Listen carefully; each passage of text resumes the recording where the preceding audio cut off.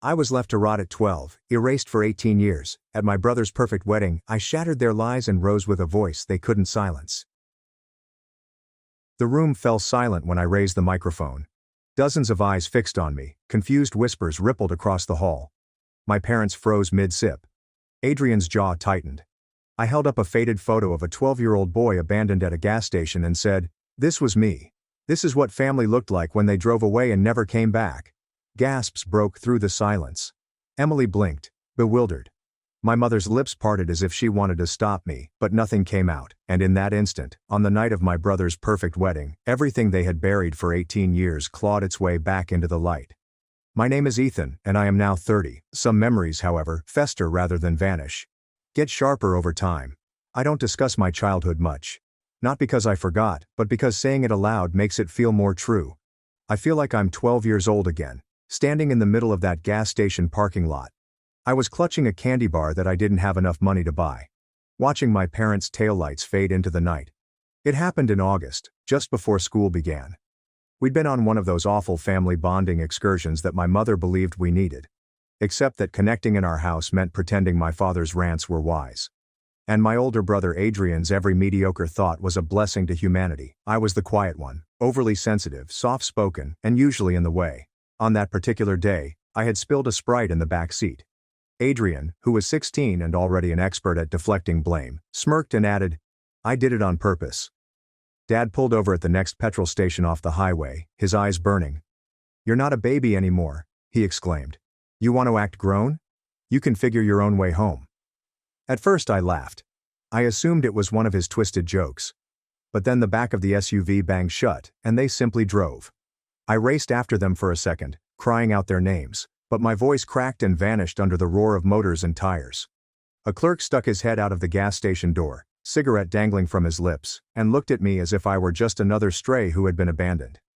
That night, I slept beneath the station's garbage, cuddled up against myself, my heart beating with each passing car. I recall counting the hours. 80 miles from home. No money, no phone, no one to call.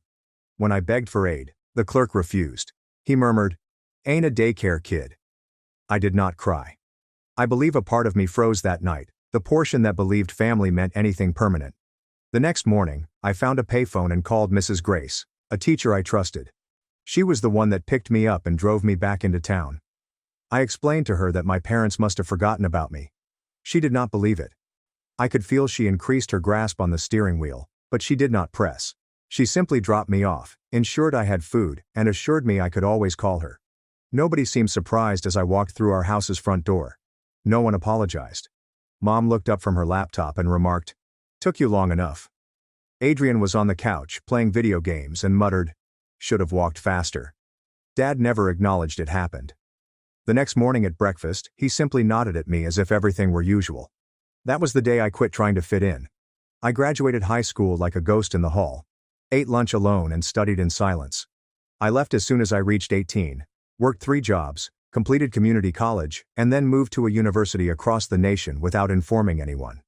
I changed my phone number, never left a forwarding address, and for the first time began breathing on my own. I've spent the last decade developing a life they don't know about. I became a software engineer. I moved to a city where no one ever repeated the words, "man up," as if they were a remedy for trauma. My friends describe me as grounded and loyal. I even got a rescue dog named Shadow, a frightened little mutt who flinches at loud noises. We understand one another. I never expected to hear from them again, yet last week a letter arrived at my flat. There was no return address, but the calligraphy on the front was obviously Mom's, loopy and dramatic. I gingerly opened it, partly anticipating a legal threat or another passive hostile note about leaving the family. But it was a thick envelope. Inside, Adrian's wedding invitation was embossed in gold letters, all ostentatious and formal, the kind of thing that screamed borrowed grandeur and artificial smiles. Tucked within was a folded piece of notebook paper, penned by them. "Ethan, we understand that our relationship has been strained, but Adrian is getting married and your presence would be greatly appreciated by the family. He requested that we contact out to you directly. We hope you will come. We would love to reconnect. Mom and Dad are reaching out as if nothing has occurred, like they hadn't abandoned me to rot beneath a gas station dumpster when I was 12 and never apologized. Like Adrian wasn't the golden kid whose shadow I was never permitted to escape." I sat there looking at the note for a long time. My fingers clenched on the paper's edge, causing it to wrinkle, and for a brief time I considered throwing it away. Almost. But then something inside me paused. I flipped the invitation over. Fancy setting, outdoor ceremony, dress code, formal. There was even a QR code for RSVPs. As if I were simply another distant relative. As if they hadn't already taught me the meaning of disposability. I looked at the note again. It would be very important to the family. Interesting, because I wasn't the same kid they dumped on the side of the road anymore, and if they wanted me back in the picture, I had a few suggestions about how to frame it. Let's just say I didn't immediately RSVP. But I did begin plotting quietly and methodically, as I always do. Because certain debts are not paid in words, but in person. Sometimes simply turning there is the loudest thing you can do. The instant I saw Adrian's fiancée's name, Charlotte Kensington, emblazoned in embossed cursive on the invitation, I knew what kind of wedding it would be. Upper middle class perfection, long games, a live quartet, and bespoke cocktail napkins with their initials. The Kensingtons were local nobility in my area, old money, gossip and grudges. Emily was someone I faintly recalled from school, always dressed like she was going to church or a job interview, even at the age of 15. The kind of girl who never had to compete for attention since it was bestowed upon her like an inheritance. So Adrian landed her. Of course he did. The charming oldest son, quarterback smile, parents who surrounded him as if he were their kid. My parents most likely wore their approval like jewelry. I searched her up online the same night. She was everything you expected. Dental school graduate. I curated Instagram with encouraging messages and cappuccino art. Engagement shots taken under a tree that appeared to have come from a wedding magazine. One post's tags contained a link to their wedding webpage. I clicked it. Welcome to Adrian and Emily's special day. The countdown is 3 weeks. Location, Stonebrook Vineyard and Lodge. Bloomingdale's Crate and Barrel and Amazon are among the registry options. Dress code. Black tie is optional. Please arrive 30 minutes before the ceremony starts. Shuttle transportation is offered from the guest hotel. We are very happy to celebrate with friends and family. Family, correct? There was even a section called The Love Story. Adrian wrote it himself, or at least from his perspective, it all read like it was written by a public relations agency. I've always been the type of man who believes in fate. However, nothing prepared me for Emily. Her grace, her kindness, the way she looked at me and saw more than the person I used to be. You've grown into a different person than you were before. I read the line 3 times, and then I remembered him as he once was. A bully wearing khakis. A liar wearing a halo. The same lad who shoved me into a pond at my 12th birthday party and informed our parents that I had slipped. I had to walk home, drenched, while everyone else ate cake. They'd been laughing about it for years. I wasn't planning on attending the wedding. Not until I saw that line. Because Adrian was rewriting his own past, believing there was no collateral damage on his way to adulthood. And suddenly the individuals who abandoned me were literally calling me family again. I did not RSVP online. That would have been too easy. Instead I asked an old college buddy, Jenny, who now works in logistics, to send me a high-end formal suit in midnight blue, custom fit, with a vest that looked like it belonged in a James Bond movie. I even reserved a room at the same premium guest hotel advertised on the website, paying up ahead and using a slightly different name. I didn't want them to know I was coming. Not yet. I reasoned if they were going to try to pretend the past did not exist, I'd give them a taste of their own medicine. 2 weeks before the wedding, I sent one email to the RSVP address supplied. It was Emily's response. Looking forward to the celebration. Please don't mention I'm attending. I'd like to surprise the happy couple. Ethan. There was no reply, but it was marked as read. In the week coming up to the wedding, I cleared my schedule, hired a sitter for my dog Shadow, and packed lightly. Just the suit, a pair of polished shoes, and an old folded and weathered photo of me at 12 years old standing outside that gas station with a rucksack and a blank expression. Mrs. Grace had removed it the morning she took me up. She printed it years later and mailed it to me with the simple message, "You survived." I hadn't decided what I was going to do with it yet, but it felt natural to bring it. When I arrived at the vineyard the day before the wedding, it looked like a movie set. Rolling hills, polished wooden beams, fairy lights strung through archways, wonderful weather, and ideal people. Every aspect was planned to convey warmth and elegance, but in a way that excluded people like me by design. The rehearsal supper was in full swing. I watched from a quiet corner of the outdoor patio, sunglasses on and a suit jacket draped over my arm. Nobody saw me at first, but then I saw her. Mom. She was thinner than I remembered, like a balloon that had gradually deflated but attempted to preserve its shape. Her hair was tinted a darker brown, almost reddish, and she wore a pearl necklace that contrasted with her sunburned neck. She was laughing, with that loud, brittle laugh that always sounded like she was trying to convince everyone she was okay. Dad was standing beside her, wearing a blazer that most likely still had the same money clip in its inside pocket. He used to flick it open theatrically whenever he wanted to remind us of the service he was delivering. His face seemed puffier than I remembered, as if life had finally pushed back. They were talking to Emily's parents, smiling, shaking hands, and complimenting Adrian in the same saccharine tone that used to make my skin crawl. I did not approach them. Not yet. But then Adrian turned, and for the first time in nearly 2 decades we locked eyes, and his expression fell. Not enough to warn anyone else, but I noticed it. The flicker, the unspoken, "What is he doing here?" that passed over his neatly groomed face. He raised a glass to me, hesitated, and then immediately looked away, as if he hadn't noticed me at all. But I knew he did. More significantly, I realized he hadn't informed them that I was on my way. I snuck out before the toast and walked back to the motel, my heart pumping with adrenaline. My hands were trembling slightly, not from fear, but from anticipation. They'd asked me to come. They wanted me to rejoin the family. I was going to show them what that meant, and I hadn't even spoken yet. The wedding morning arrived, misty and tense. I stood at my hotel room's floor-length window, watching fog sweep across the wine hills like a scene from a movie. I barely slept. Not from nerves. I wasn't nervous, just remembering. My thoughts replayed everything like a silent movie. Cold pavement behind the gas station. Mrs. Grace's expression when she pulled up. When I arrived home, I found silence. I ironed my shirt carefully and painstakingly, pressing out each crease as if it were a scar that I might flatten. Then I reached for an old photograph. Folded and fading.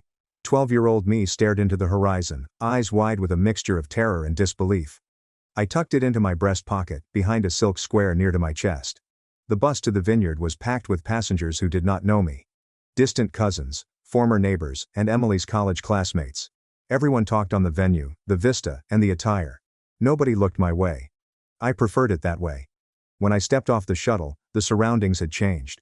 White chairs spread out across the grass like dominoes. A floral arch took center stage, adorned with ivory roses and pastel greenery. Classical music filled the air, as waiters carried around glasses of Prosecco as if it were liquid gold. It was really amazing. I kept to the back. I saw them again. My parents are now seated in the front row, smiling at guests and shaking hands with the officiant. Dad laughed too loudly. Mom held a bouquet of white lilies that did not fit her at all. Adrian stood off to the side in a fitted tuxedo, speaking to someone I guessed was his best man. Emily, however, had yet to show. That's when it occurred.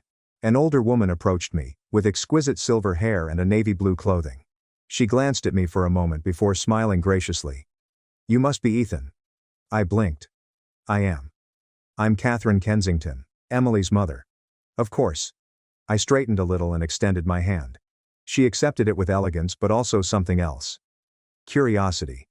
"Adrian said you might be here. I just wanted to say, thank you for coming." My guard went up immediately. "He said I might come." She nodded, her smile growing tighter. He admitted there had been some disconnect, but he thought this was a beginning toward mending. I could have laughed, but I did not. Instead, I said, "He's an optimist." She smiled again, but more awkwardly this time. "In any case, welcome, and please let me know if you have any questions." I saw her go away, her heels biting slightly into the grass. So Adrian informed Emily's family, but not mine. Interesting. The ceremony began like any other. Gentle music played, guests shifted in their chairs. The officiant cleared his throat, and Emily arrived, shining and flawless precisely as you'd expect. The crowd's combined breath inhaled and held. She walked down the aisle to gentle applause. Adrian waited under the arch like a prince accepting his crown, while I watched from the back row, mute. The ceremony was quick, with typical vows and uneasy laughs. I do exchange like currency. Then came the announcement, the kiss, and the applause. And with that, they were married. The reception was where everything started to unravel. It was hosted in a vast glass-walled hall that overlooked the vineyard. Chandeliers hang like frozen waterfalls. Every table had a centerpiece of orchids and floating candles. Guests were escorted to their seats using printed calligraphy cards. Mine did not exist. I calmly approached the table where my folks sat. There's an empty chair near them. The name card is designated for the family. I hovered. Mom's gaze fell on me. "Oh, you did it," she murmured, sipping wine and barely even standing. "Apparently," I said. Dad did not speak.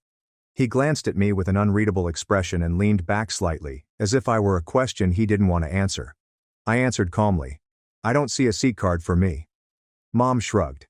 "It must have been a mistake. Perhaps you are at one of the other tables. We did not handle the seating arrangements."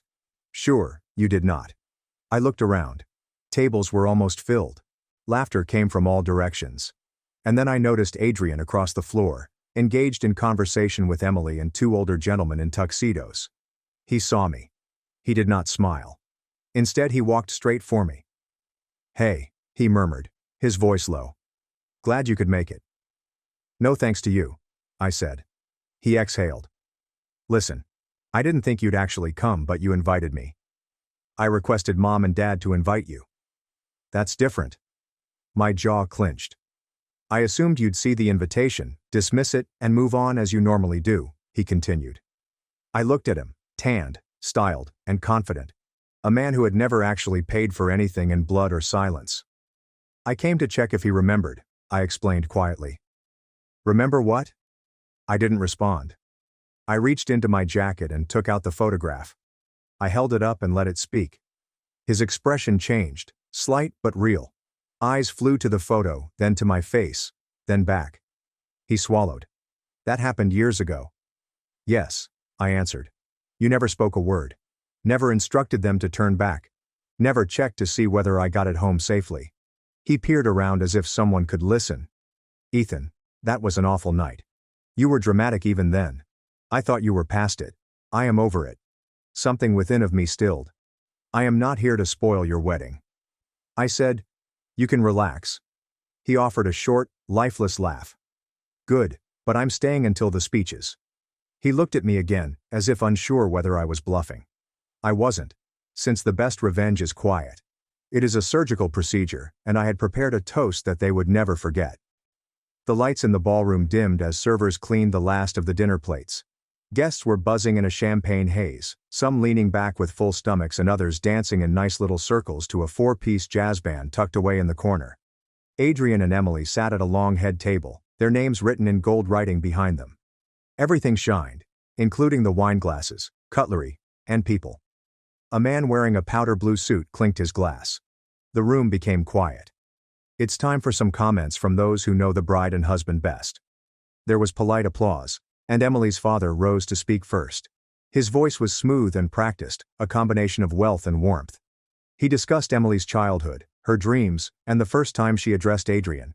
He even joked that Adrian was so lovely that we didn't notice he was trying to marry up. Everyone laughed. The best man, Adrian's college roommate, then took over, keeping things light and amusing. Something about frat parties, Adrian's inability to cook, and how fortunate he was to have met Emily. It was the type of speech you'd expect. A little heart, a little comedy, and no rough edges. The MC then took the microphone again and looked down at a list. Finally, Ethan proposes a unique toast. The room became quiet. Everything shifted. My folks froze in the middle of their meal. Adrian's jaw stiffened. Emily blinked in uncertainty, so I stood up. I moved slowly to the microphone, ignoring the uneasy shifting around me. Several visitors whispered. Some people appeared puzzled. Others just looked, confused who I was or why I was speaking. I tapped the microphone once. It rang throughout the room. "Good evening," I said with a firm voice. "I'm Ethan, Adrian's younger brother." Several heads turned sharply now. The words landed like a ripple on quiet water. I could practically hear murmurs start to circulate. "He has a brother?" I wasn't sure if I was going to come tonight, I continued. In fact, I'd been debating whether I should for the past few weeks. You see, I haven't spoken with my family in 18 years. Silence. Not the good type. The kind that draws the air out of the room.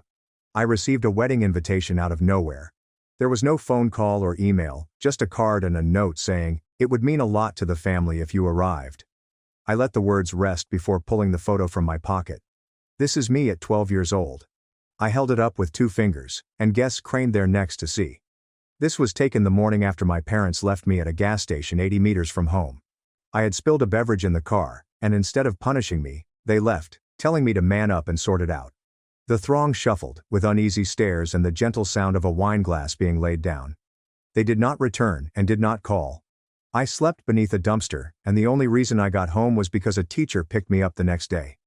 I never received an apology from my parents or Adrian, and until this wedding invitation arrived, I assumed they were all perfectly happy pretending I didn't exist. I looked at my parents. Dad's face was pale and Mom's mouth hung slightly open, as if she was trying to produce a response but couldn't find one quickly enough. "Now, I'm not here to ruin anyone's evening," I remarked. "Emily, you seem nice. Your family has been warm and friendly. Adrian, you've always been able to put on a good face." That remark hit hard, and his expression cracked for a brief moment. But I believe that weddings are about honesty and truth, and it wouldn't be honest if I stood here tonight pretending that we were ever close or that I grew up in a household where family meant protection rather than survival. The room was suddenly very silent, with people hardly breathing. I was invited to this wedding to be a part of a picture-perfect day, a brother-shaped placeholder, and I looked back at Adrian. "So consider this my gift to you." I placed the photograph on the head table in front of him as a reminder of what family looks like when you turn your back on it. Then I carefully turned away from the microphone, leaving startled quiet and a few audible gasps. And as I walked past my parents' table, I heard my mother hiss my name in a barely audible whisper, and my father began to stand, but I didn't stop or glance back. I departed via the side of the hall and walked out into the chilly night, leaving the music behind me. I wasn't angry. I wasn't shaking. I was free. But freedom is a curious thing. It doesn't always bring calm straight away. Sometimes it just leaves a silence, leaving you wondering what comes next. I had made my move, but the consequences were still coming. The trip back to the hotel was quiet. There was no jazz band, no clinking glasses, no theatrical laughing booming off marble walls, just the buzz of tires on gravel and the low whir of my thoughts catching up with me. I didn't immediately return to my room. Instead, I went for a walk along one of the vineyard trails behind the hotel, snaking between rows of dark grapevines beneath a starry sky. With each step I moved away from that wedding hall, the tension in my chest loosened. I could still hear my mother's piercing scream, see Adrian's beautifully prepared face crumble in real time, and sense the puzzled eyes of people attempting to connect that had been purposefully removed from the family photo. For most of my life, I thought I was a ghost in my own family. Nevertheless, tonight, I reminded them that I was flesh and blood and memories. And memory is a hazardous thing, especially when those around you depend on forgetting. I returned to the hotel to find a voicemail from an unknown number. "Ethan, this is Emily." Her voice was low, calm, but harsh. I'm not sure what I expected, but it wasn't it. I wish someone had told me. "I just wanted you to know that I'm not furious at you for saying what you did. You deserved it, and I apologize." She hung up without leaving me a number to call back. That was the first apology I'd had in 18 years, and it wasn't from my family. I departed early the next morning. No breakfast, no lengthy goodbyes, just a quick email to the front desk requesting that they cancel the remainder of my reservation and send me the final payment. I didn't want to wait around to see what occurred since I knew my parents and Adrian would either deny it happened or try to spin it as a misunderstanding, or both. But I knew the photograph was still on the head table when I departed. I kept the suit, threw away the tie, and went home. But once I was truly home, in my modest apartment, where Shadow welcomed me with enthusiastic barks and a wagging tail, something unexpected occurred. People began reaching out. First, my cousin Sophie messaged me on LinkedIn, saying she'd heard about the speech from someone at the wedding and wanted to apologize for never inquiring where I went after I went missing. She said she always felt it was strange that no one ever mentioned me again, but she assumed it was her responsibility not to question. We talked for a while, and she asked if she could come visit. I didn't say yes, but I also didn't say no. Mrs. Grace sent a message, stating that she remembered and still had the photo she had taken. "I always wondered what happened to you," she wrote. "Ethan, I am so proud of you. I hadn't sobbed in years, but I did that night. It was a silent, agonizing relief, like when you've been holding your breath for too long and finally exhale. I started sleeping better and waking up earlier. I discovered a new rhythm. My job felt simpler, my code cleaner. I took Shadow for longer walks, and I started writing again. Short tales, essays, anything to channel the chaos in my head into something coherent." A week later, I received an email from a woman who worked at a nonprofit for troubled adults. The children had been cut off, dropped, or abandoned. She'd learned about the wedding speech from a friend who worked the event, and she felt it was the most quietly powerful thing she'd ever heard. She asked whether I would be willing to speak at one of their private retreats, not as a motivational speaker, but as someone who had experienced it. I said yes, and that one event evolved into 2, then 4, followed by an offer to speak on a panel at a university conference about family estrangement and trauma rehabilitation. I didn't wear the suit to those. Instead, I wore a basic shirt, trousers, and on occasion, a blazer to look more polished. But I always carried the photo and would show it when I spoke, telling the tale precisely as it happened, with no embellishments, just the truth. And every time someone approached me later and said, "That happened to me as well," I was not alone. I'd never been. My voice, which they had previously described as too soft, sensitive and quiet, had finally found its volume. It wasn't vengeance, at least not yet, but rather power. And with each person I assisted, each tale I heard, and each hand I shook, I felt it grow. Not the fury, but the clarity, the confidence. Because although Adrian returned to his new wife and polished reputation, he was unaware of the ripple I had caused or the knowledge that I was far from finished. Because someone from their side would soon arrive asking for answers. Emily sent an email again, but this time it wasn't short, polite, or well-crafted. It was raw. "Ethan, I have a question for you, and I need you to be honest. Did your parents truly abandon you at the age of 12? I asked Adrian, and he didn't deny it. He simply responded, "It's complicated. But when you recounted that story, you sounded clear, as if you'd been carrying something heavy for a long time. If this is accurate, I need to know more. Please." I stared at the message for a long time. Emily had every reason to close the door and go on. She could have ignored me, spun it in her brain as family drama, or dismissed me as bitter or unstable. She asked for the truth, and I was not going to waste it. So I answered, telling her everything, no drama, no exaggeration, just the facts. I told her about the gas station, the quiet when I returned, how I got through school, how my name was never spoken again, and how they rewrote the family photo as if I were a blemish they could remove. I didn't blame her, and I didn't ask her to take sides. I simply told her the facts and let it sit. She replied the following day, "I believe you and I need time to digest this. They never told me. Adrian claimed he was an only kid until we got engaged. They deleted you, and now I'm wondering what else they've rewritten. Would you be willing to meet for coffee, just the two of us?" It was like watching a crack form in a window that had before been pristine. I knew better than to push, so I said sure, but let her decide the time and place. We met a week later in a quiet cafe 2 towns away from her and Adrian's home. She wore no makeup, pearls or bridal polish, just a hoodie and jeans, hair pulled back, eyes swollen as if she hadn't slept. When she sat down, she didn't even say hello, instead asking, "What else did they do?" So I told her. Not everything, not the minor humiliations, the 1,000 small cuts that never bled enough for anyone else to notice, but the major ones. For example, when my mother forgot my birthday twice in a row and then accused me for not telling her. Or when my father refused to co-sign a minor student loan stating, "You'll just waste it," while handing Adrian $5,000 for a trip to Cancun. Emily's hands remained wrapped around her mug the entire time. She asked questions, took mental notes, and listened without trying to defend them. Adrian added that you said you vanished when you were a teen, that you had a flair for the theatrical, and that they referred to you as a ghost throughout the wedding. I blinked because they used the term ghost. She nodded. I couldn't help but chuckle, not because it was amusing, but because it was so incredibly perfect. They didn't lose a son, I said. They buried one. Emily went quiet, then leaned in with a low voice. You know what worries me the most? I waited. She whimpered. What if they do that to our children someday? The transition had occurred, and Adrian was unaware of it.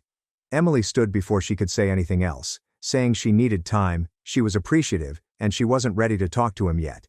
But she'd be in touch.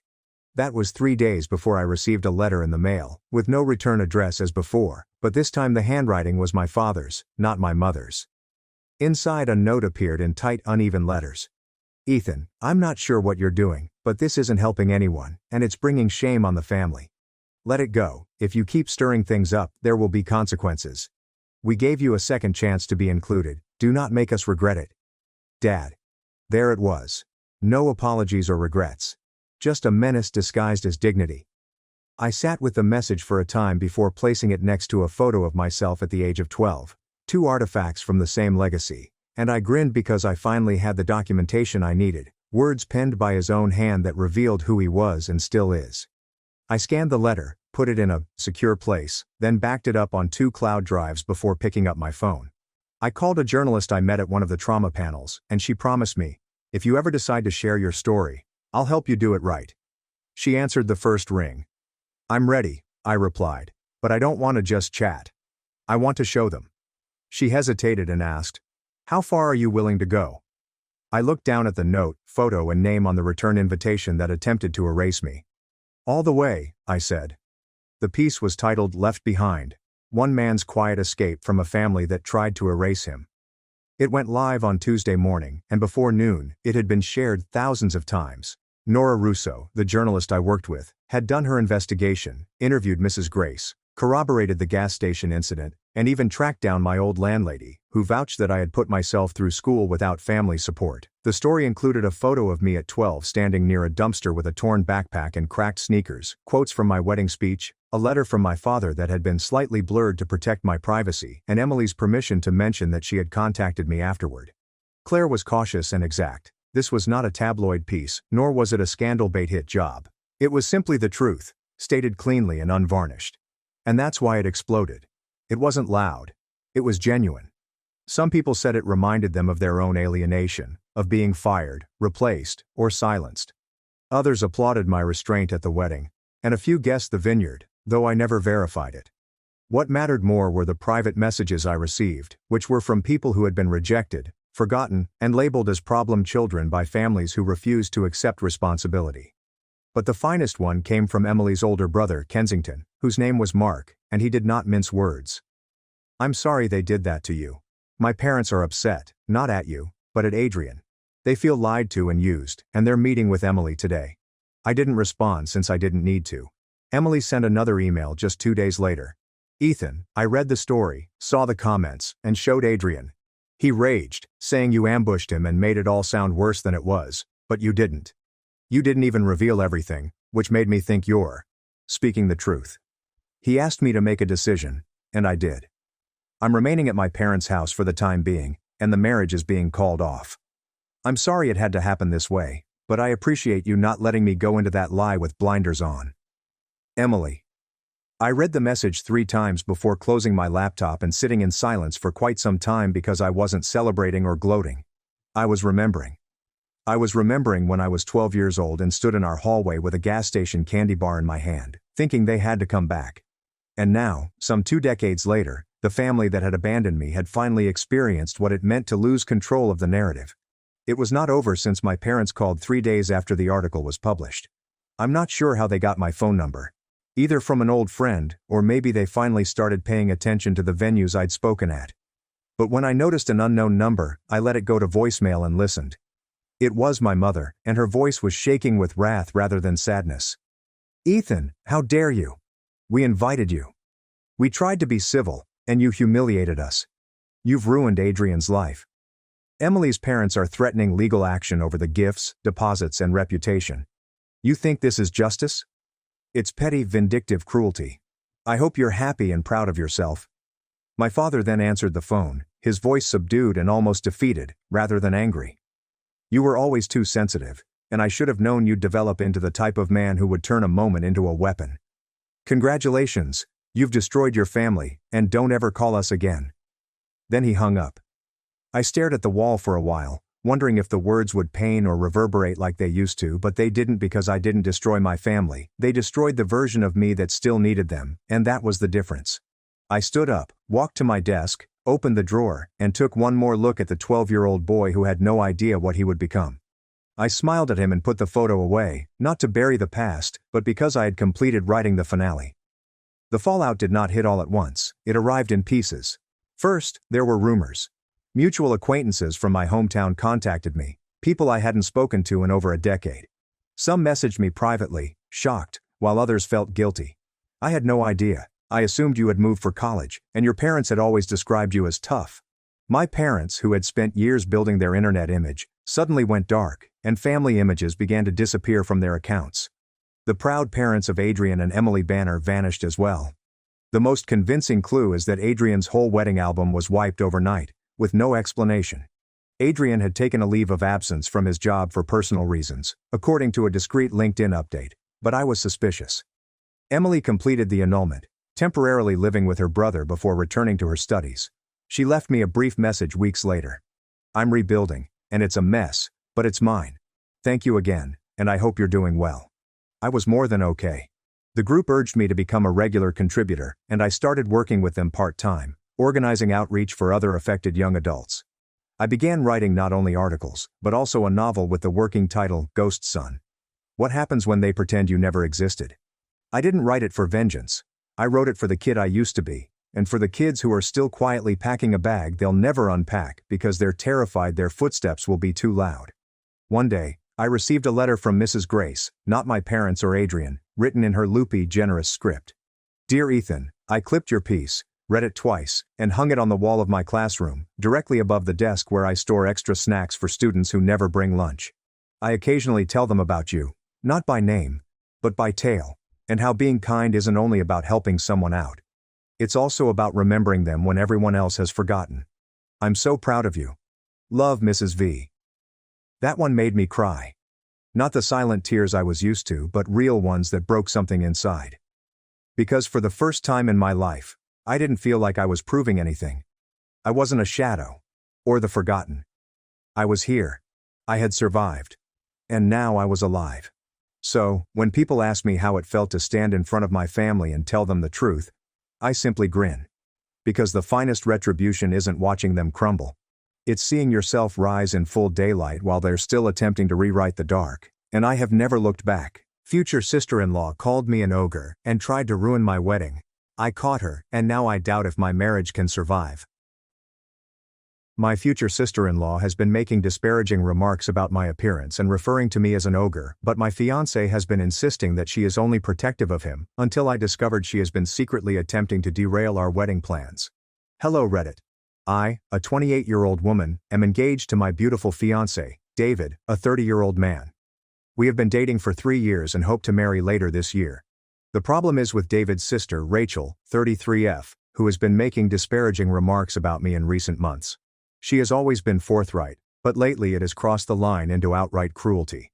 Rachel continually insinuates that I am not good enough for her brother, and she frequently criticizes my appearance. To give you an example, she once looked me up and down and said, "Wow, I always thought David would end up with someone slimmer and more put together. Guess he really changed his type." It was a really backhanded compliment. At a family dinner, she quipped to David in front of me, "Maybe love really is blind, huh?" and gave me a pointed look. David admonished her lightly, but she laughed it off as a joke.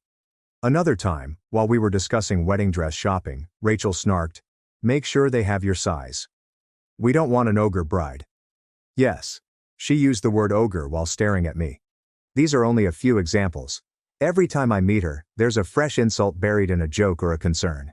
She'll make comments about my makeup, hair, weight, and even my career, hinting that I'm not ambitious enough for her successful family. It's as if she's tearing away everything about me.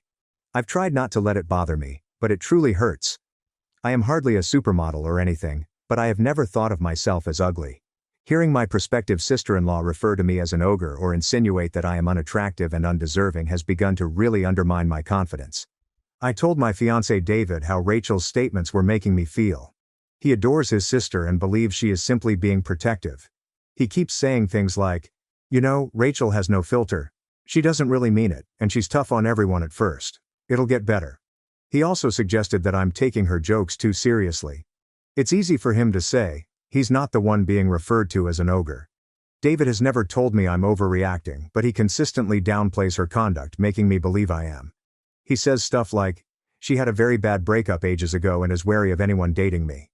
For the record, she is now married to a nice person," as if it excuses her rudeness. He believes Rachel will ultimately come around and that she is simply looking out for him. Meanwhile, I'm beginning to dread every occasion when I'll encounter her since I know I'll return home feeling bad about myself. For background, I've always been courteous to Rachel.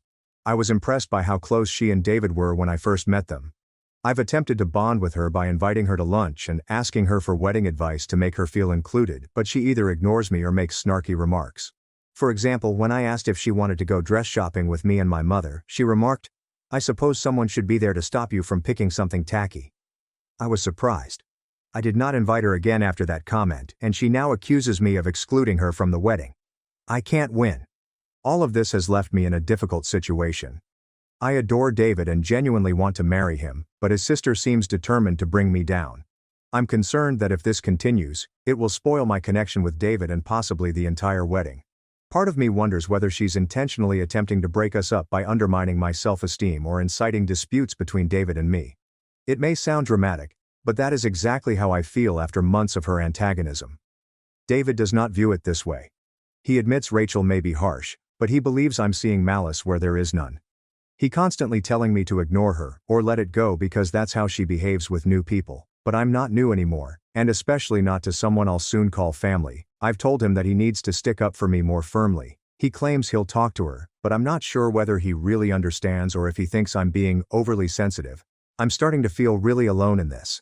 It's gotten to the point where I'm thinking about not inviting Rachel to our wedding, or at least not including her in the planning, because I don't want her negativity to ruin the best day of my life. But if I even mention it, I'm sure David will be upset. This is producing significant strain between us. So I need an outside perspective.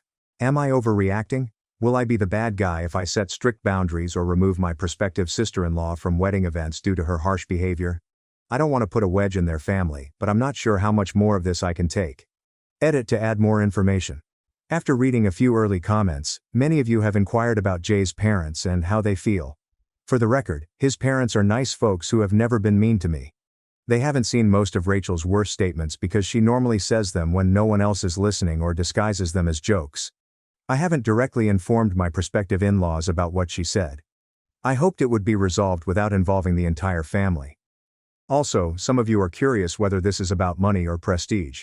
I do not think so. We are all middle-class professionals. There is no massive wealth disparity or anything. Rachel and I work in different fields, but I doubt that's all. It feels very personal against me. I honestly don't understand why she dislikes me so much.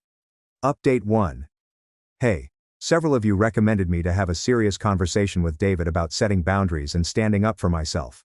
Some suggested I postpone the wedding or seek marital counseling if he didn't take my concerns seriously. Believe me, those comments hit me hard. I realized I needed to be more firm on this. So, before our engagement celebration, which took place just a few days after my original post, I sat David down for a lengthy talk.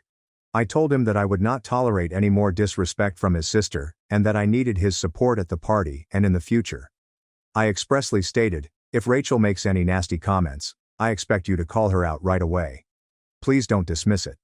I also highlighted that the Reddit community agreed that her behavior is not typical protective sister behavior. In fact, several comments thought it was toxic and that David needed to wake up to it. He appeared surprised that virtual strangers were so invested, yet he listened. David stated that he had been trying to keep the peace and had not realized how much this was impacting me. He replied, "Okay, I'll talk to her. I'll ask her to be on her best behavior at the party, and I vow not to let her ruin the night for you." He maintained his calm demeanor, as if he didn't expect anything awful to happen. But hearing me to Sophie that I was seriously considering canceling her invitation must have made an impression. He truly appeared upset and begged, "Please don't make any decisions like that until I try to fix it." I decided to give it a chance because he was finally admitting there was an issue. Fast forward to the engagement party. To commemorate our forthcoming wedding, we held a small gathering at a nearby venue with our relatives and friends. I was nervous beforehand, but hopeful that things would go well, because David claimed he'd spoken with Rachel. He informed me earlier that day that Rachel had decided to be kind. I wasn't present for that talk, so I'm not sure how it went, or whether she rolled her eyes or not. At first everything was okay. Rachel welcomed me with a lovely grin when she arrived and even hugged me briefly. She had never embraced me before, which astonished me. I reasoned, okay, maybe she is trying. During the first half of the party she remained with her parents and other relatives. David was busy mingling, as did I, so we weren't together the entire time.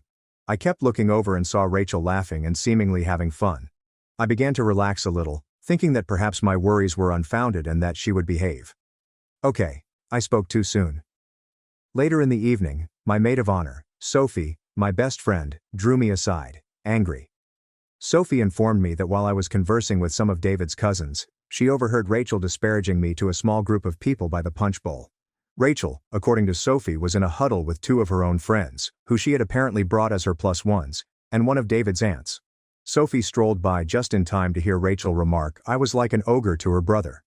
The context: David had allegedly mentioned that I appeared kind, and Rachel answered with something like, "She might be sweet, But let's be honest.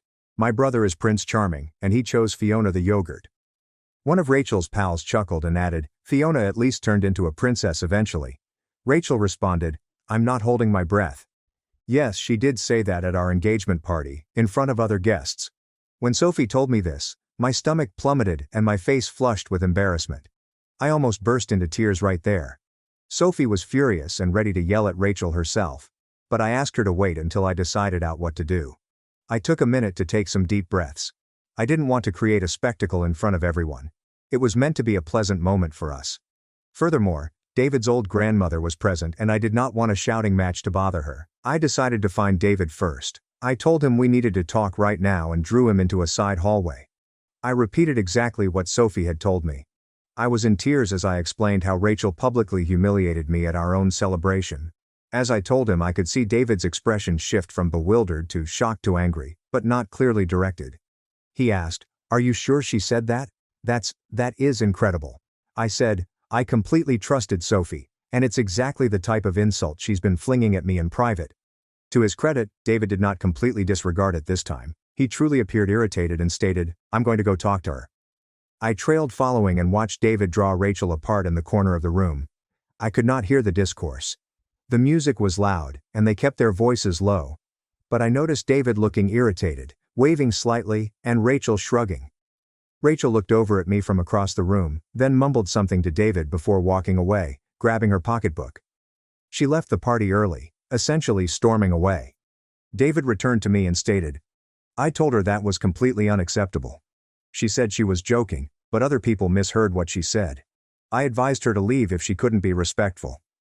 Rachel apparently became angry and said something like, Fine, if you're going to take her side and accuse me of ruining your party, I'll leave. So she did. David was outraged, but he also appeared to be upset about the outcome. I was ashamed that our engagement party had such drama, but I was also happy that David had finally seen, secondhand, how nasty Rachel could be. He wrapped his arm around me and apologized, adding, I'm truly sorry. I never expected her to say something that harsh in public. He apologized repeatedly throughout the night. The party carried on, but everything was a blur for me. I managed to keep a grin on for the guests, and most of them had no idea what was wrong, with the exception of those who saw her leave abruptly. Sophie and a handful of my bridesmaids knew, and they were extremely supportive, forming a protective circle around me to keep me distracted with optimism. I am grateful for them. After the party, David and I had a lengthy conversation at home.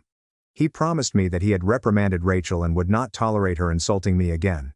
I asked him exactly what he had said to her. He told me, I love her, and you need to stop this behavior, or you won't be a part of our lives. Hearing that made me feel better. I've never seen him take such a firm stand with her.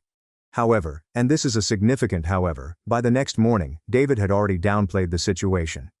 He told me again that he had spoken with his parents, who were very furious that Rachel had departed in the middle of the celebration. His parents reportedly had no idea why she departed.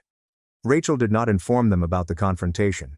Obviously, David informed them that Rachel made an offensive remark about me and that he called her out. They apologized to him and to me, but also implored him not to make impulsive decisions in the heat of the moment, such as not asking her to the wedding. They didn't know exactly what she said, only that it was an insult. Later that day, Rachel texted David, not me, a half-baked apology. According to what David showed me, it read, Sorry I made a joke and caused tension at your party. I was simply trying to be amusing. I didn't expect you'd take it so seriously. I'll stay out of your hair for a while. I love you. That did not seem like much of an apology to me, more like gaslighting, calling it a comedy. I told David this. He groaned and admitted, Yeah, it was a terrible apology. I'll speak with her again later. So that's where things are right now. Rachel is on a timeout of sorts. We have not seen or spoken with her since the party. David is verbally supportive, but I'm concerned that he'll soften with time because I can tell he despises disagreement with his sister. I haven't explicitly barred her from the wedding yet, but I'm really considering implementing your advice if she doesn't sincerely repent and substantially modify her conduct. For the time being, we'll wait and see whether she comes around on her own. David said he'll schedule a meeting with her shortly to clear the air and establish hard boundaries. I am not holding my breath, but we shall see. Update 2. Hello again everyone. I wish I could provide a pleasant report, but things have taken a peculiar and troubling turn. I'm still in disbelief as I write this. Following the engagement party event, I attempted to disconnect from the drama for a few days and concentrate on work and wedding preparations. David and I have been on edge, but he has tried to be normal and helpful. Rachel has maintained radio silence toward me. There was no direct apology to me, and David has yet to have the follow-up conversation with her since we wanted tempers to cool. I was still debating what to do about her and the wedding, while reading more of everyone's advice here. A number of comments on my last update pushed me to keep a watch on my wedding arrangements because several of you believed Rachel would try to sabotage things even more considering how antagonistic she has been. To be honest, I thought it seemed a little far-fetched. Who would go to such efforts to disrupt someone's wedding?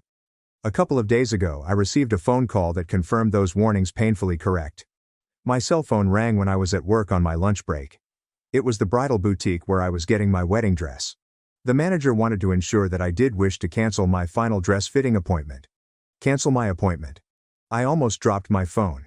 I told her, I definitely did not cancel it. I have an appointment next week to have the final fitting and pick up my wedding gown. This appointment was critical. I've been looking forward to this for months. Why should I cancel it? The boutique manager paused for a moment before saying, "Oh yeah, we received a call earlier from someone claiming to be you. She knew your full name and contact information and informed you that she needed to cancel the fitting and would reschedule it later. It sounded off, so I double-checked." Thank God she double-checked. I have no doubt about who that person was. I inquired as to the phone number from whence the call originated. The manager stated that it came from the number on file, which is my cell phone. That confused me at first. I wondered, is it possible they misheard? But she was pretty sure it showed my number on caller ID. I instantly accessed my phone's call record and reviewed it. I made no outgoing calls to the shop that day, or ever. I normally connect with them through email. Then I recalled something.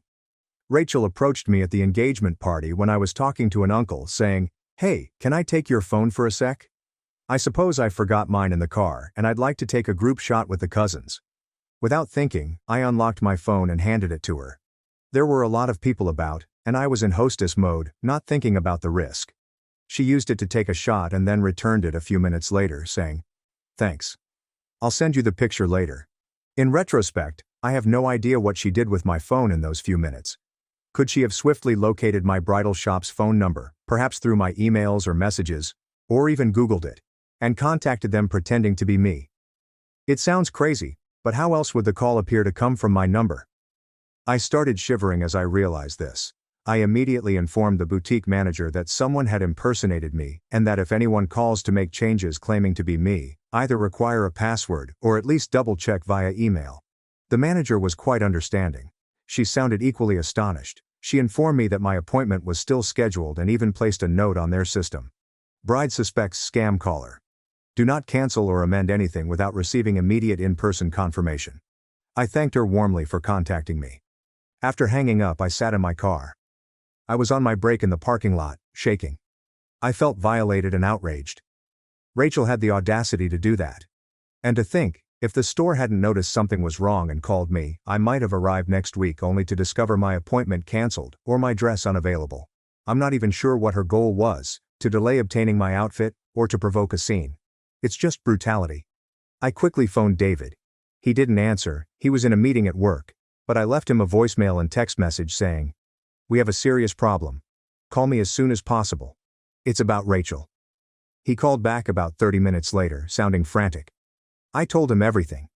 David's first reaction was, "What? That is absurd. Why would she do that?" He did not want to believe it. He suspected it was a hoax call or a mistake. I could detect skepticism in his voice, which frustrated me. I told him about the likelihood of Rachel using my phone at the party. He admitted she did borrow his phone that night, allegedly to play a music over Bluetooth. Now that made me worry if she could have used his phone for something else, but that's another story. I could tell David was having trouble wrapping his brain around this. He said, "I know my sister was being cruel, but was she really attempting to mess with your dress? That is severe." I practically yelled, "Exactly, it is excessive. That is why I am so upset." He eventually remarked, "If she really did this, I'm speechless. It's completely unacceptable, but we need proof before accusing her." Proof? I mean, the circumstantial evidence is fairly compelling, but I don't have footage of her making the call. The boutique couldn't really give me with a recording or anything. Even if they did, I wouldn't be able to distinguish her voice over a short phone call. Rachel and I sound rather similar in tone. Ironically, we both have the same regional accent. Maybe this aided her mimicry. David asked if I wanted him to call Rachel and inquire about it. I told him I was hesitant since she'd probably deny it and then realize we were onto her. Some Reddit users suggested not tipping off a saboteur until you'd secured everything, so I encouraged David to hold off confronting her until we took some safeguards. I half expected him to disagree, but instead he agreed. When he heard how distraught I was, I believe he began to realize how serious the situation was. That evening, we sat down together and devised a plan, most of which was inspired by suggestions I received in Reddit comments. So, thank you all. Step 1. Secure all vendors. I spent the next day calling all of our wedding vendors and service providers to double-check our plans. I chatted with our caterer, venue planner, florist, photographer, DJ, and cake baker. I informed each of them that no changes or cancellations would be tolerated unless I or David personally showed there with ID or provided a pre-agreed password over the phone. Everyone was quite understanding. Wedding vendors have witnessed a lot. A couple of vendors did indicate that there were some unusual inquiries on our account. For example, our caterer stated that 2 days previously, they had a contact from me, asking about the penalty for substantially reducing the guest count at the last minute. The person did not truly cancel but was simply inquiring about the contract terms. I never made the call, and neither did David. So, further evidence that Rachel is snooping around. I created fresh passwords and secondary contact information for everything. I used a different moniker that would be difficult to guess for someone who didn't know me well, nothing like my pet's name or birthday. Step 2. Gather evidence about what transpired in the clothes shop. I asked the bridal boutique to send me a written summary of the cancellation call for my records. The manager stated in writing that on day at time, they received a phone call from someone pretending to be me using my phone number and requested that the appointment be cancelled. It's not hard evidence of Rachel, but it is documentation of the incident. David was present to assist me with calls, and I believe by the conclusion of this, he was beginning to understand the gravity of what was happening. He appeared both enraged and exhausted. I could tell he didn't want to think his sister could do such things, but there were no other options. He continued to shake his head, saying quietly, "I can't believe she's doing this. This is extremely psycho." To be honest, I had an emotional breakdown at that time. I've just started crying. David held me and apologized for what was occurring. I asked him, "Do you finally see it? What she has been doing to me?" He said that he did, was disgusted, and would deal with it. He seems genuinely shocked into action, which is a significant departure from before. I told him I wasn't ready to confront Rachel yet. I had a feeling that if we revealed what we knew, she would escalate, or deny and twist. I wanted to catch her red-handed if possible, or have undeniable evidence to show. A commenter on my last update suggested installing security cameras or recording a confession. I wasn't sure how to execute it, but having something substantial appealed to me. Update 3. Hello Reddit. I wish I could say that things have settled down, but they haven't. However, this time I bring the moment of truth. As several of you predicted, I eventually caught Rachel red-handed. It was both bizarre and satisfying, but also devastating in its own way. So, approximately a week after the dress shop event, David's family hosted a little celebration for his niece's birthday. This is Rachel's daughter's birthday party. Oh, I forgot to note that Rachel is married with a 5-year-old daughter, which may explain her conduct even more. She's an adult with a family, but she acts like a nasty mean girl. The party was held at my in-laws' place.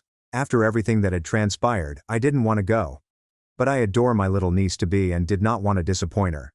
Plus, David's parents had asked me, and I didn't want to create suspicion or cause family conflict by not attending a child's birthday party. David was unable to attend the party due to a business situation, a huge project deadline, and extremely awful timing. I was concerned about going without him, but he encouraged me and assured me that my parents and other siblings would be there. I doubt Rachel will try anything with them around. I wasn't so sure, but I went with all of my new safeguards in mind, keeping my phone clenched securely in my hand or zipped in my bag. The first hour or so of the celebration was fine. Rachel and I kept our distance from each other. We simply avoided each other completely. She was busy hosting the kids' games and chatting with her husband and friends. I helped my mother-in-law in the kitchen, played with the kids, and tried to unwind. Rachel would occasionally gaze at me, but she was never nice. I couldn't tell whether she was feeling guilty, angry, or plotting anything. It made me nervous, but I was determined to make it through the celebration calmly for the sake of my family. At one point, I went outside to the backyard where the children were playing on a swing set. I was speaking with David's other sister-in-law, his brother's wife, when I remembered I had left my phone inside on the kitchen counter. I had put it down for a minute to help serve cake, but then became distracted when I followed everyone outdoors. When I remembered, a small alarm bell went off in my thoughts. I excused myself and went back inside the home. There were a few relatives in the living room, but Rachel was not among them. I checked the kitchen. My phone was no longer on the counter, where I knew I'd left it. My heart skips a beat. I inquired as to whether my mother-in-law had seen my phone. She hadn't, but she said, "Oh, I just saw Rachel pass through here a moment ago." I knew instantly. I just knew. I hurried quickly down the hall toward the bedrooms. My in-laws' house has one story. I overheard a low voice. It was Rachel's voice, and she was saying something like, "Yes, that is correct. The caterer for the wedding of my last name and fiancé's last name." My heart was beating out of my chest. The door was slightly ajar. I pushed it open, and she was there. Rachel was standing near the desk, holding my phone to her ear. She stared at me, shocked, her eyes wide. I must have been a sight. I was shivering from excitement and rage. I walked closer and exclaimed loudly, "Rachel, what the heck are you doing with my phone?" She froze for a second, then had the audacity to raise a finger as if to warn me to wait since she was on the phone. She stammered into the phone, I'll have to call you back," before hanging up. I was so furious that I grabbed the phone from her hand. I didn't even consider it. I just acted right away. I saw on the screen that the call was actually to our caterer. Their name was right there in the recent calls list, as was the ongoing call timer, which was showing roughly 2 minutes before she hung up. She had actually ventured to call our caterer, likely to cancel or change our catering order, while at her own child's birthday party, using my phone, which she had stolen from the kitchen. I am speechless at the ridiculous levels here. Once I had my phone, I let loose. I said something like, "I knew it. I knew you were tampering with my wedding. First my clothing, and now this. What's wrong with you?" Rachel did not even deny it. Instead she shouted, "I don't care. You aren't good enough for my brother. I will not let you ruin his life."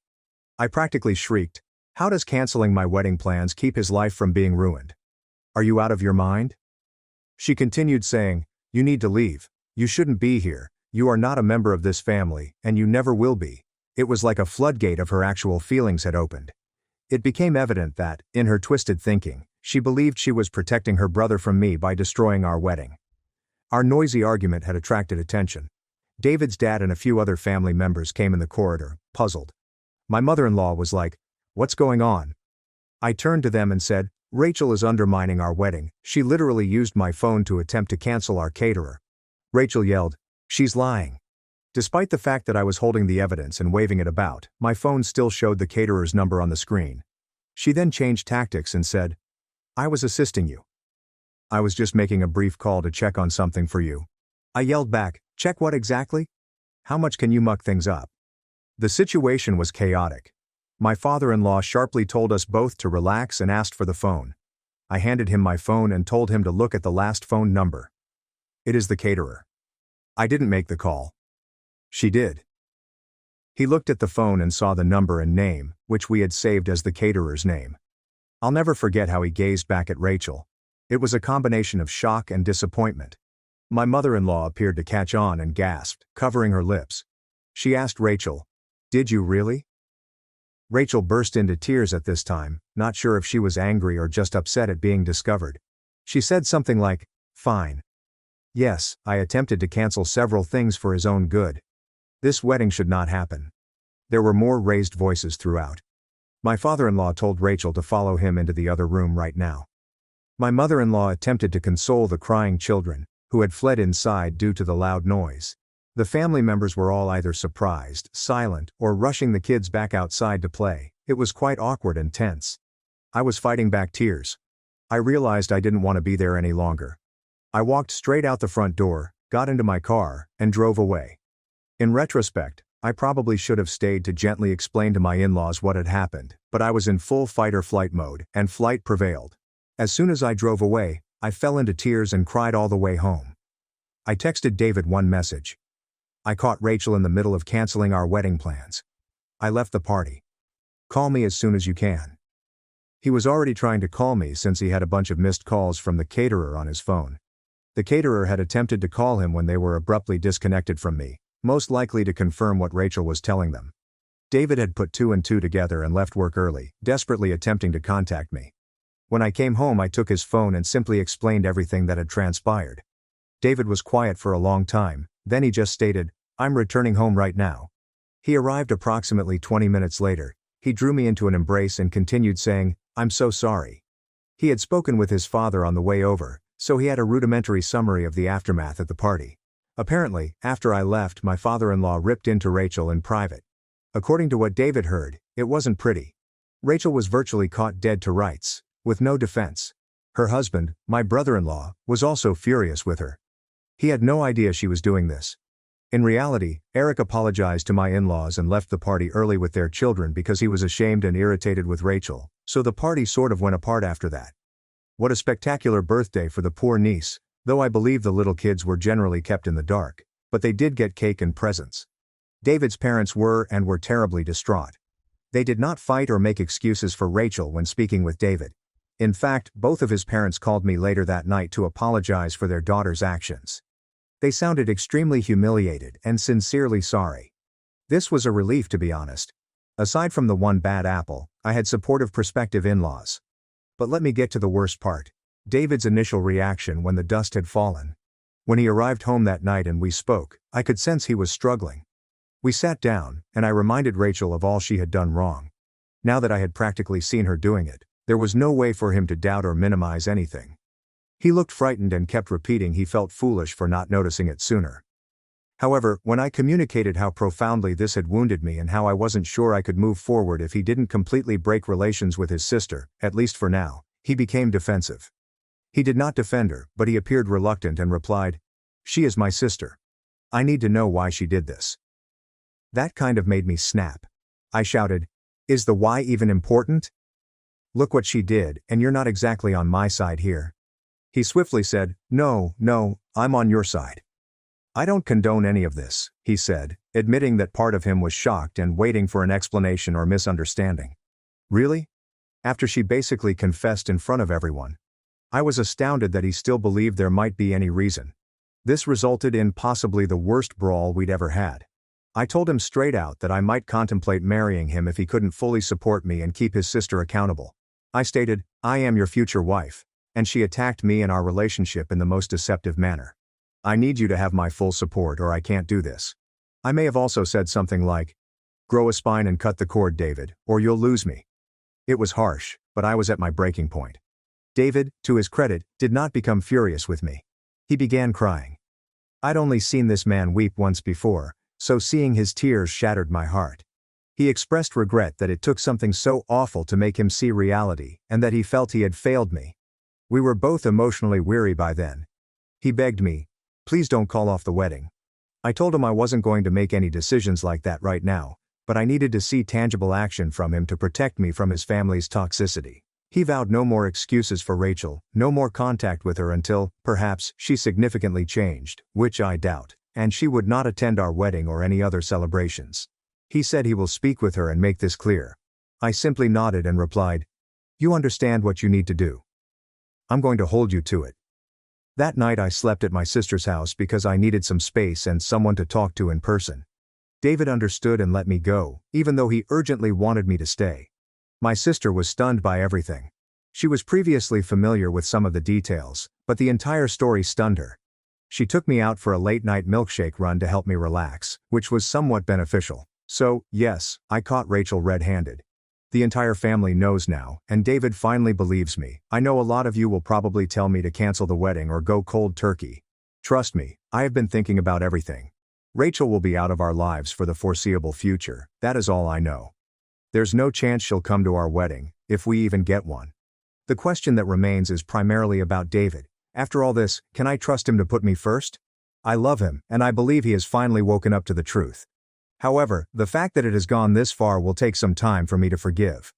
I'm spending a few days away from the situation to clear my mind. David and I agreed to put any wedding planning on hold until we could properly work things out, and to double-check that all of our vendors are secure following that attempted call. I might update again, but I need to rest. I caught my wife planning to cheat with her friend's help. I moved our savings, filed for divorce, and refused to be her backup plan. Hello Reddit. Never imagined I'd be posting here. But life has a strange sense of humor. I'm 34 and work in industrial equipment sales. Consider conveyor belts and packaging machines, the exciting equipment that keeps warehouses operating. I've been with my employer for 8 years and worked my way up from inside sales to regional manager. My wife Laura, 32F, is a part-time yoga instructor who occasionally does freelance graphic design. We've been married 3 years and together for 6. We met at a brewery on trivia night. She was on the team that beat mine because, evidently, I am bad at 2000s pop culture trivia questions. Who knew? We acquired a robust prenup since I had seen too many of my co-workers' finances wrecked in divorces, and Laura was surprisingly okay about it. She stated she understood our need to protect what we each brought into the marriage. Laura has been driving a 2019 that has been experiencing transmission troubles for months. Not catastrophic failure, but the kind of sporadic issues that make you wonder if this is the day you'll take an Uber to work. She had been hinting that she wanted something newer and more reliable. She started being more explicit about 2 months ago. They showed me listings for a certified pre-owned Subaru Outback. Nothing outrageously costly, roughly $28,000. The problem was that we didn't have that much cash on hand because we'd been aggressively paying off my student loans and mortgage. But I thought she deserved something reliable. I could work some overtime to make it happen. So I started accepting any overtime opportunity, weekends, evening calls, and covering for coworkers. For nearly 2 months, I worked 65 to 70-hour weeks and saved every extra penny in what I termed the car fund. Laura appeared to understand. She stated she admired how hard I worked. Rachel, her best friend, would come over to keep her company when I was working late. I am divorced, work for a healthcare startup, and have always been cool. They'd have wine evenings, watch their shows, and do whatever they wanted. Last Tuesday I completed a site visit early. What should have taken 3 hours took only 20 minutes. I arrived home around 7:30 p.m., rather than my normal 10 p.m. I heard Laura and Rachel's voices in the kitchen. That's when I heard Rachel mention time, and Laura respond that she had to be careful about when she made her move. At first, I assumed they were organizing a surprise or work project. Laura then mentioned that she had been thinking about it a lot lately, especially with me working overtime, and that this would be the perfect moment to see what else was out there. Rachel agreed. Laura deserved to investigate her alternatives, he said. She even volunteered to help with the logistics. Laura was concerned about the financial repercussions, but Rachel told her that she could always return to her current arrangement if the new thing didn't work out. That I'd probably accept her back because I'm too polite for my own good. That's when my blood turned cold. This was not a birthday party plan. It was about my wife preparing to cheat and using our marriage as a backup plan.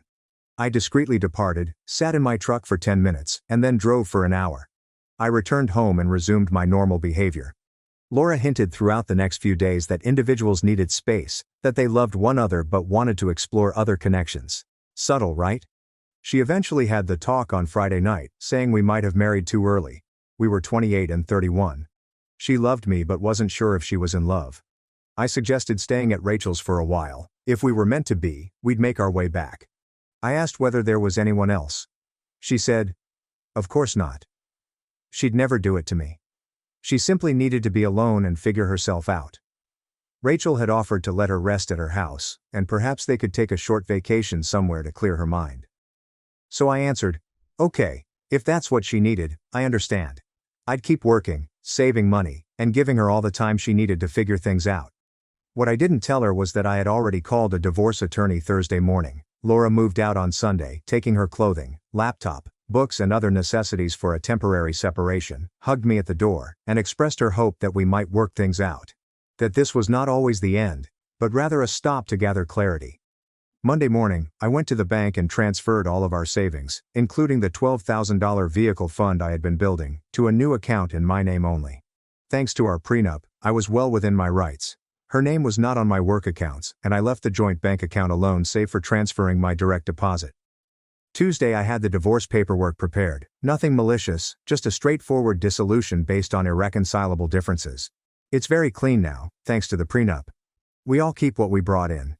If we sell the house, we will split the proceeds. There is no alimony. Laura texted me on Wednesday, asking if I had any ideas about us and if I was ready to have a serious chat about improving on our relationship. I responded that I had a lot of views and was definitely ready for a chat. Could she come on Thursday evening? She seems excited. She stated that she had also been thinking about our future and was ready to discuss it. Thursday evening, she arrived with takeaway and began discussing how her time away had made her realize how much she missed our life together. Maybe she was overthinking things, and sometimes you just need to take a step back to appreciate what you have. That was when I gave her the divorce papers. I've never seen a face transform so quickly. She moved from nervous and delighted to puzzled and angry in within 15 seconds. I started wondering what this was supposed to mean, if it was a joke, and why I was being so theatrical about her wanting some space. I told her I understood precisely what kind of space she was seeking for, and I had decided to offer her all the space in the world indefinitely.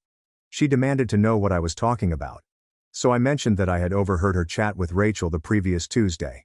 Not everything, because I didn't stay for the entire planning session, but enough to grasp she was preparing to cheat and expected me to be waiting here like a loyal golden retriever once she had exhausted her alternatives. The expression on her face said everything I needed to know. She tried to pretend that I had misunderstood, taken things out of context, and that she had never done anything. I thought that was fantastic since it meant the divorce would be even smoother. There were no issues from infidelity, simply two people who sought different things. Then she spoke about money, specifically whether she could use the savings account to get her own house and possibly purchase a reliable automobile since she'd be starting over. I told her that the savings account had been closed. The money I'd earned working overtime for the preceding 2 months was now in an account she couldn't access since, ironically, I decided not to fund her exploration phase after all. That's when she became quite angry. She claimed I was being controlling and that denying her access to money she relied on was financial abuse. I reminded her that according our prenup, the money I made was mine, and she had never contributed to the car fund she had planned to spend for her independence trip.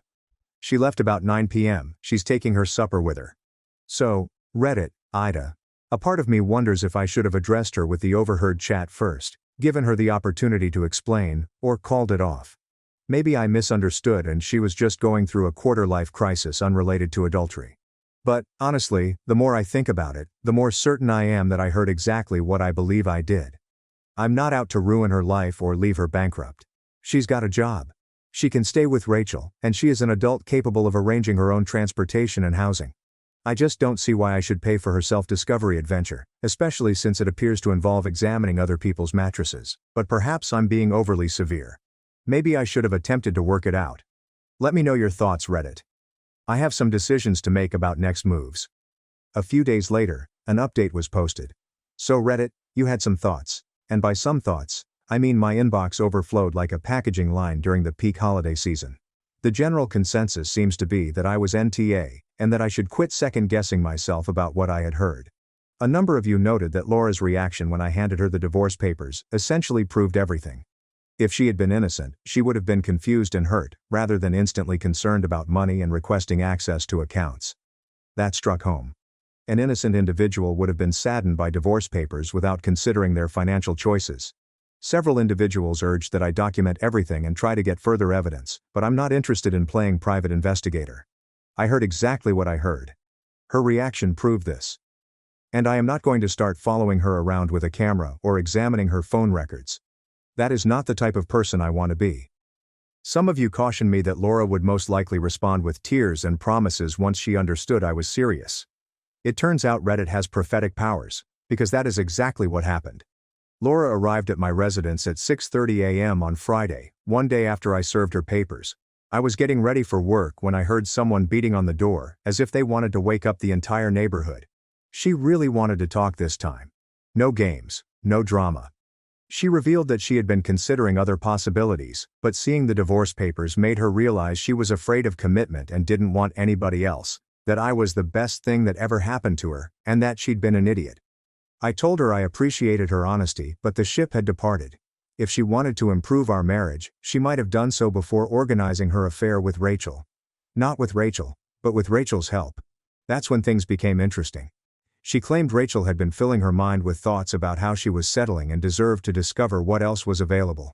Rachel was furious about her own divorce and projected it onto Laura's marriage. Laura would never have gone through with anything if I hadn't jumped right into divorce. Was there a specific someone she'd been planning to explore with, or was this more of a general shopping expedition? I inquired. She was quiet for a long time, then confessed there was a guy from her yoga studio who'd been flirting with her for months. Nothing had happened, but she was curious what it would be like. Rachel had been pressing her to find out, telling her that life was too short to spend wondering what if forever. So, there it was. She had a particular goal in mind, rather than just theoretical exploration. I congratulated her for finally being honest, but told her it didn't alter anything. She began crying and asked if we could attempt counseling, maybe work through this together, because tossing away 6 years was insane. But Reddit, here's something numerous of you mentioned that really resonated with me.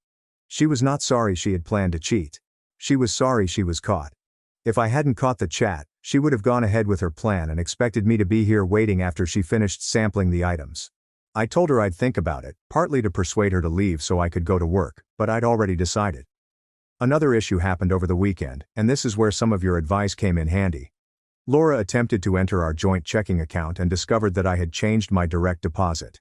She contacted me Saturday morning and asked about it, and I explained that because we were getting divorced, it made logical to completely separate our funds. She became agitated and stated that she needed money for basic necessities and that she couldn't live just on her yoga revenue. I informed her that, according to the prenup, we were each responsible for our own expenses during the separation process. She might work longer hours, take on additional graphic design clients, or find another alternative. Several of you had advised me to be prepared for her to say she couldn't support herself and required spousal support, so I was prepared for the conversation. This turned out to be good counsel. Rachel contacted me on Monday morning. This was the first time we had spoken since the whole affair began. She wanted me to know that Laura was truly hurting, and that maybe I was being too harsh. Laura had made a mistake, but she didn't deserve to have her entire life ruined because of it.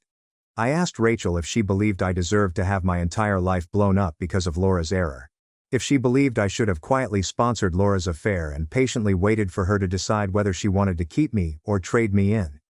Rachel became quiet, then said that she hadn't realized I'd overheard their chat and that she might have given Laura inappropriate advice. I told Rachel that Laura was an adult who made her own decisions, and that if she was having trouble right now, she could work out her own solutions. I was no longer her backup plan or safety net. Rachel attempted to claim that Laura never actually did anything, that thinking about something and doing it were two distinct things. I showed out that preparing something and accomplishing it were not that different. If I hadn't found out, Laura would have carried out her plan. The talk ended abruptly after that. So, Reddit, following your counsel, I'm keeping the course. There will be no reconciliation conversations, counseling, or, let's work this out together. I'm proceeding with the divorce and letting Laura sort out her own life. Several folks inquired if I felt awful about serving her papers exactly when she was coming back to work things out. Honestly, no. She did not return, because she realized she loved me. She returned because whatever she thought she wanted didn't work out, and I was the safe alternative. That's not love, it's convenience. My next update will most likely come after I hear back from my lawyer about the timetable and next actions. Thank you for all the reality checks, Reddit. It's been good to have outside viewpoints. Update 2. Reddit. You gorgeous disaster of a community. Your advice remains shockingly accurate. Remember how you predicted Laura's escalation when she realized the polite approach wasn't working? Well, you'll see. Monday started as usual enough. If you can call this a normal circumstance. I was catching up on work that I had neglected amid the domestic drama when I received a call from my HR department.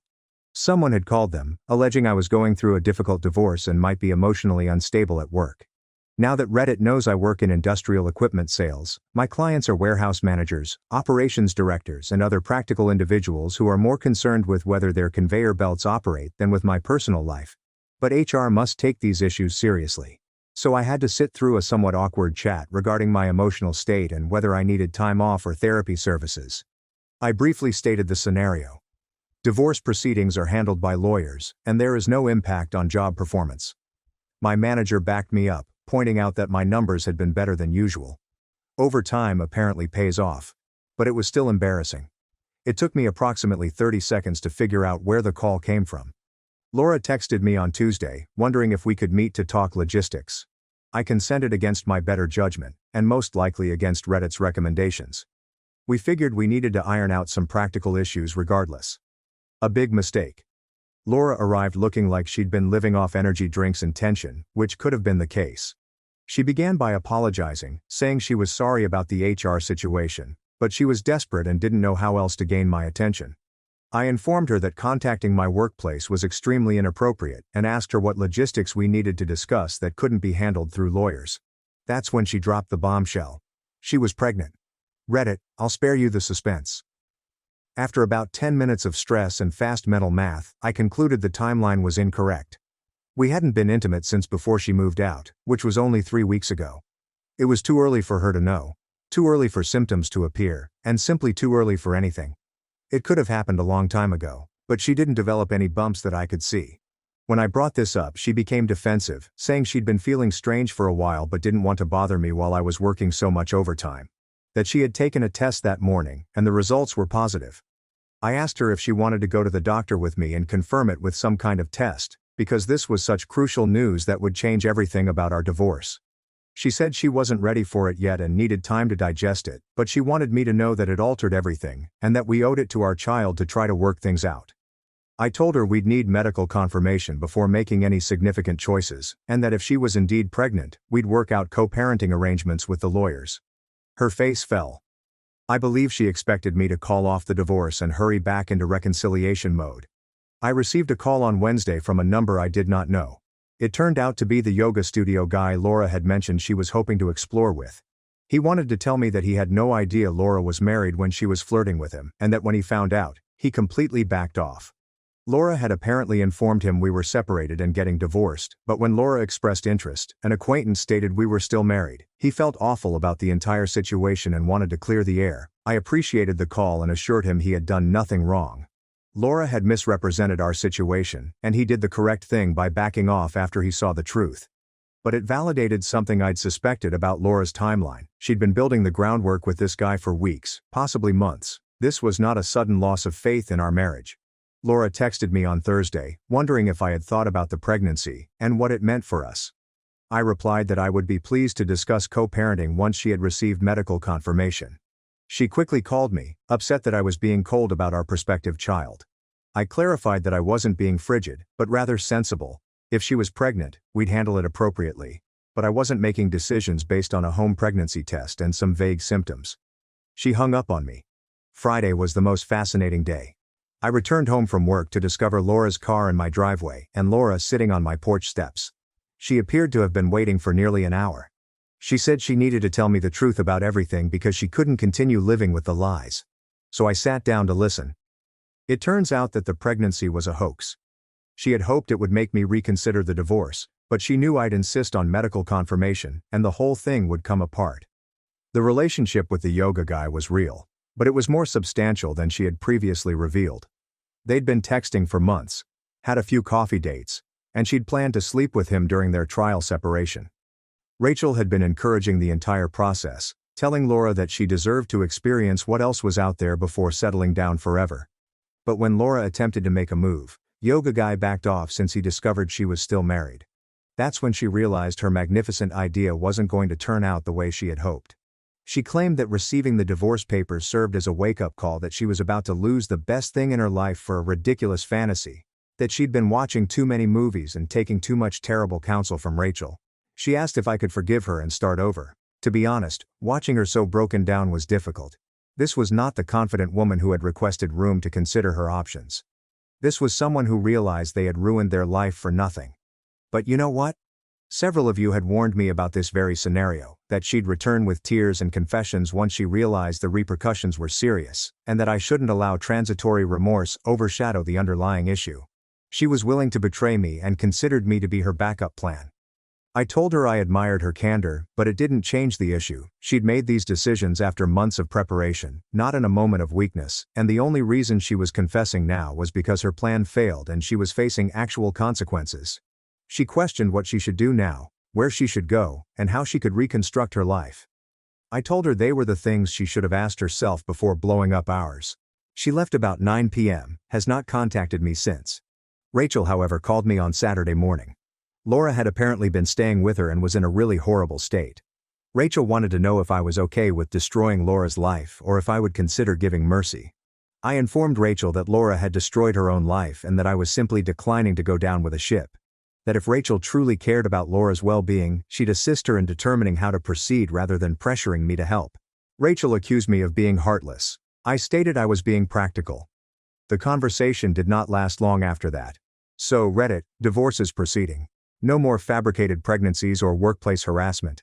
And I'm apparently the villain for refusing to assume the role of backup husband. Your counsel to stay firm and avoid manipulative tactics was right on. It's been tempting to feel terrible, especially seeing Laura so unhappy. But you were correct. She is not sad because she has injured me. She is upset by the implications of her decisions. Thank you for keeping me calm throughout this, Reddit. Update 3. Reddit, remember how I thought things were calming down? Yeah, that was wonderfully naive of me. Your collective wisdom about Laura not going gently into that good night was once again shockingly correct. This week provided a masterclass in why you should never underestimate someone's ability to solve creative problems when they are up against a wall. It began on Monday when I received a call from my lawyer. Laura had filed a motion claiming that I was hiding assets and requesting temporary spousal support while the divorce was proceeding. According to her filing, I abruptly transferred huge sums of money out our joint accounts, leaving her unable to support herself. My lawyer wasn't concerned. Our prenuptial agreement addresses this exact scenario, and I have confirmation that the money came from my extra job. But it resulted in more legal bills and delays, which I'm beginning to believe was the objective. Tuesday saw an unusual development. My mortgage company called and inquired about my intentions regarding the residence. Someone phoned them, pretending to be representing both parties in the divorce, and inquiring about options for one spouse to take full responsibility for the mortgage. That person was not my lawyer. Laura had called them directly, introducing herself as Mrs. Thompson, she never took my last name, and inquiring about the procedures for removing a spouse from the mortgage. She had given them our case number, to which she should not have had access, and attempted to obtain information on refinancing alternatives. The mortgage business was unable to provide her with any information without legal authority, but they wanted to clarify with me that her question was authentic. I had to clarify that my wife was not authorized to conduct inquiries on my behalf, and certainly, she was probably attempting to figure out if she could still claim the house despite our prenuptial agreement. On Wednesday, things got extremely imaginative. I arrived home from work to find my neighbor waiting for me in her front yard. She's a retired teacher, probably in her 70s, and has always been cordial in the neighborly sense, where we talk about the weather and yard work but don't know each other's life stories. Our neighbor wanted to inform me that a young woman had stopped by that afternoon to ask inquiries about me. Had I been having loud arguments recently? Has she ever seen other women come and go? Was I the type of person that appeared controlling or aggressive? The young woman described herself as a social worker making a routine check on a domestic issue. She'd been quite nice and professional, but the neighbor thought the whole situation strange because she'd never noticed any signs of domestic trouble. Our neighbor appears to be sharper than she looks. She'd asked the social worker for identification and business cards, but the woman became evasive and swiftly fled. The neighbor described the woman, and it sounded exactly like Rachel. I thanked the neighbor for the heads up and promptly contacted my lawyer. He stated that while this was technically harassment, and that we could file a complaint, it might be more useful to capture everything and use it to explain Laura's actions if she tried to say I was unreasonable. On Thursday, I made the decision to be proactive. I called Rachel personally. Rachel attempted to act innocent at first, claiming she had no idea what I was talking about. When I mentioned the neighbor's description and the social worker's story, Rachel became defensive and said she was only trying to help her buddy. I informed Rachel that impersonating a social worker was potentially unlawful, and that contacting my workplace, mortgage company and neighbors was considered harassment, that if she wanted to help Laura, she should encourage her to focus on moving forward, rather than attempting to sabotage the divorce. Rachel claimed I was being paranoid and that she had done nothing illegal, and that Laura was struggling and only trying to grasp her legal alternatives. I informed him that Laura had hired a lawyer to help her understand her legal choices, and that asking neighbors about domestic abuse was not a legal tactic, it was desperation. Rachel hung up on me. Friday marked the weekend's grand finish. This time, I was working late and legally. We had a packaging line emergency at a food processing factory and returned home at 10 p.m. to find my front door slightly open. Reddit. I've seen enough real crime shows to know you don't just stroll into a house and open the door. I contacted the cops from my truck and waited for their arrival. Officers arrived and conducted a walkthrough of the house. There were no traces of forced entry or missing items that they could see, but I discovered something interesting. A pair of keys is on my kitchen counter. It turned out they were Laura's house keys. She had obviously let herself in, glanced about, and then left the keys behind. There is no comment or explanation. Only the keys. The cops inquired whether I wanted to submit a report. I replied, no, not this time. But I wanted it documented that Laura had been in the house without permission and had returned her keys. One of the police inquired whether this was a domestic incident. I gave her a brief version. The officer stated that divorces often cause people to behave in ways that surprise everyone, even themselves. She suggested that I change my locks and consider installing a security camera to protect myself if things progressed further. On Saturday morning, I changed the locks. I spent the afternoon installing a rudimentary doorbell camera system, which will record who comes and goes. Monday morning, I received a call from my lawyer with both good and bad news. Laura's spousal support motion was refused, which is good news. The prenuptial agreement stood up exactly as expected, and the judge was unimpressed with her argument that I was concealing assets. This is bad news. Laura's lawyer had requested an extension, arguing that they needed more time to analyze financial documents, which would result in further delays and legal bills, but probably not enough to influence the final verdict. My lawyer stated this was rather common in contested divorces. Laura was probably buying time, expecting I would become tired of the legal bills and agree to a settlement. He inquired whether I wanted to pursue mediation or if I preferred to see it through to the conclusion. Your advice has been especially useful on Reddit. A few months ago, I might have considered mediation just to get it over with. But you've continually pointed out that giving in to manipulation only fosters more of it.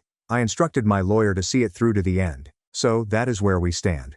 Laura appears to have moved on from fake pregnancies and workplace harassment to amateur detective work and break-ins. Rachel is cosplaying as a social worker, and I'm discovering that divorce fosters creativity in individuals you never knew existed. Thank you for keeping me grounded throughout this Reddit. Your counsel to expect escalation and not take it personally has proven more useful than you realize. Without this communal reality check, I might have made myself feel bad about Laura's breakdown or Rachel's harassing campaign. My parents refused to pay for my college while funding my sister. My aunt helped me succeed. Now they want money but I refuse. Hello Reddit. My folks were always playing favorites. So I responded, nah, screw them. I built my own life and moved on. But those folks weren't done yet. Before we get into it, let me start at the beginning. I am a 27-year-old male son with a 29-year-old sister. In our household, she was the golden child and I was the background noise. Some individuals believe that partiality in families is just a matter of one child receiving more attention or praise. Nope. In my situation, there was obvious favoritism that everyone could see if they looked closely enough. My parents fought really hard to keep it hidden from the outer world, relatives, grandparents, and neighbors. They treated us like we were a wonderful little family. My mother was particularly adept at putting on a phony smile. When the company arrived, I suddenly appeared. She'd inquire, "How's school going?" Or, "Show grandma your drawings." But as soon as the door closed, I was back in second place. Birthdays were the most noticeable. My sister's birthdays were always a big deal. Balloons, banners, elaborate cakes, heaps of gifts, and an entire class invited. Mine? A last-minute grocery store cake, possibly a card, and a few relatives. I once asked my sister, "Why don't I get balloons and throw parties like you?" She smirked, "Because no one cares about your boring little birthday. Mine's enjoyable. Yours would be embarrassing." Competitions and schoolwork were worse. I had talent and my teachers encouraged me to enter contests. But my parents forbid it. At 14, I was invited to regionals, and my teacher predicted I would win. My parents sat me down and said, "It wouldn't be fair to your sister if you won something she couldn't." My sister laughed, "Please, like anyone wants to see you. If you embarrass yourself, do not bring the family name down with you." Meanwhile, she seized every opportunity. Dance lessons, singing, and art seminars. When I begged to take a class I liked, my father chuckled and said, "We don't waste money on things you'll never be good at." I was 12 years old. Sometimes I believed I was overreacting. But my aunt noticed. She'd give me extra things for my birthday, ask whether I was fine, and indicate that I didn't have to remain forever.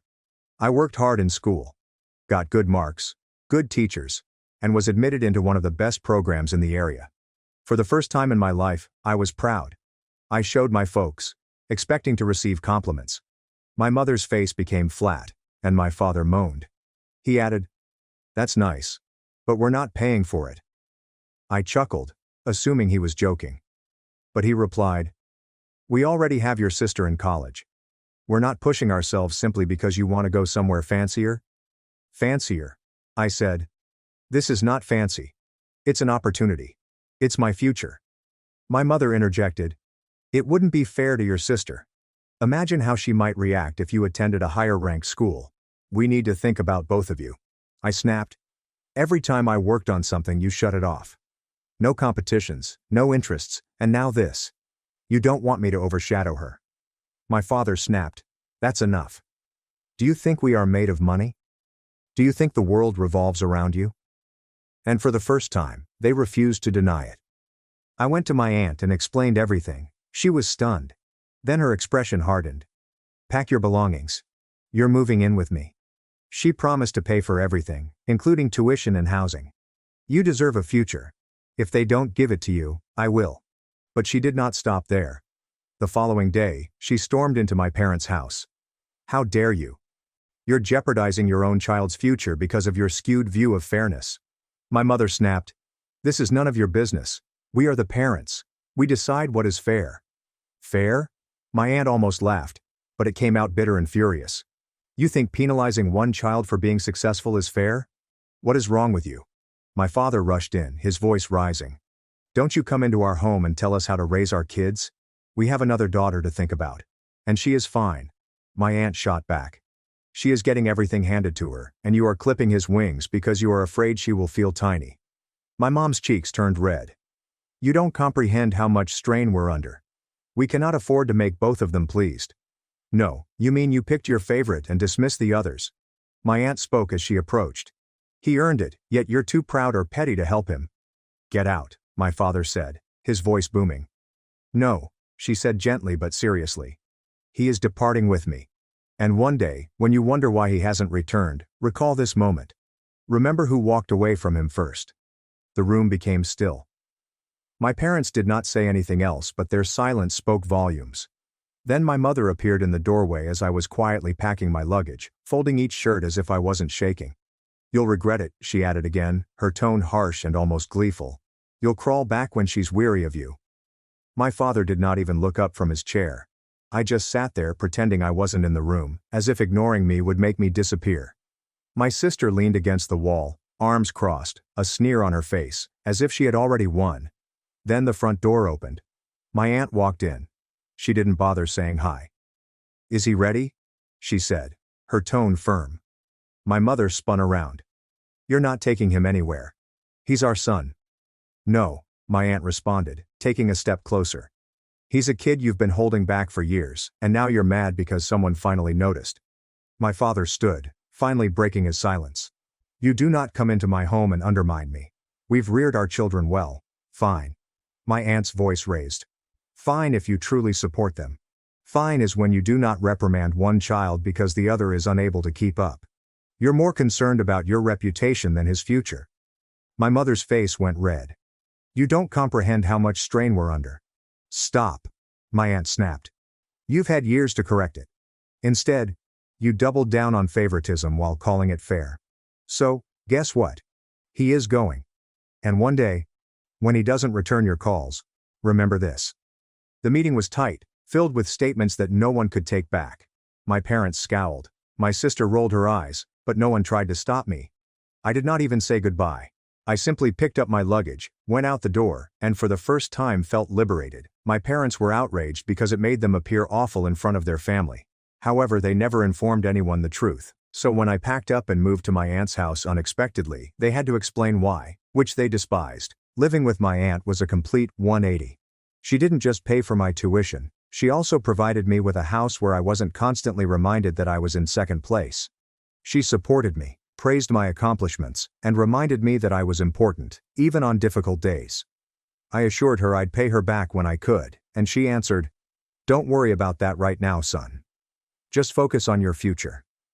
All I could do was grin at her.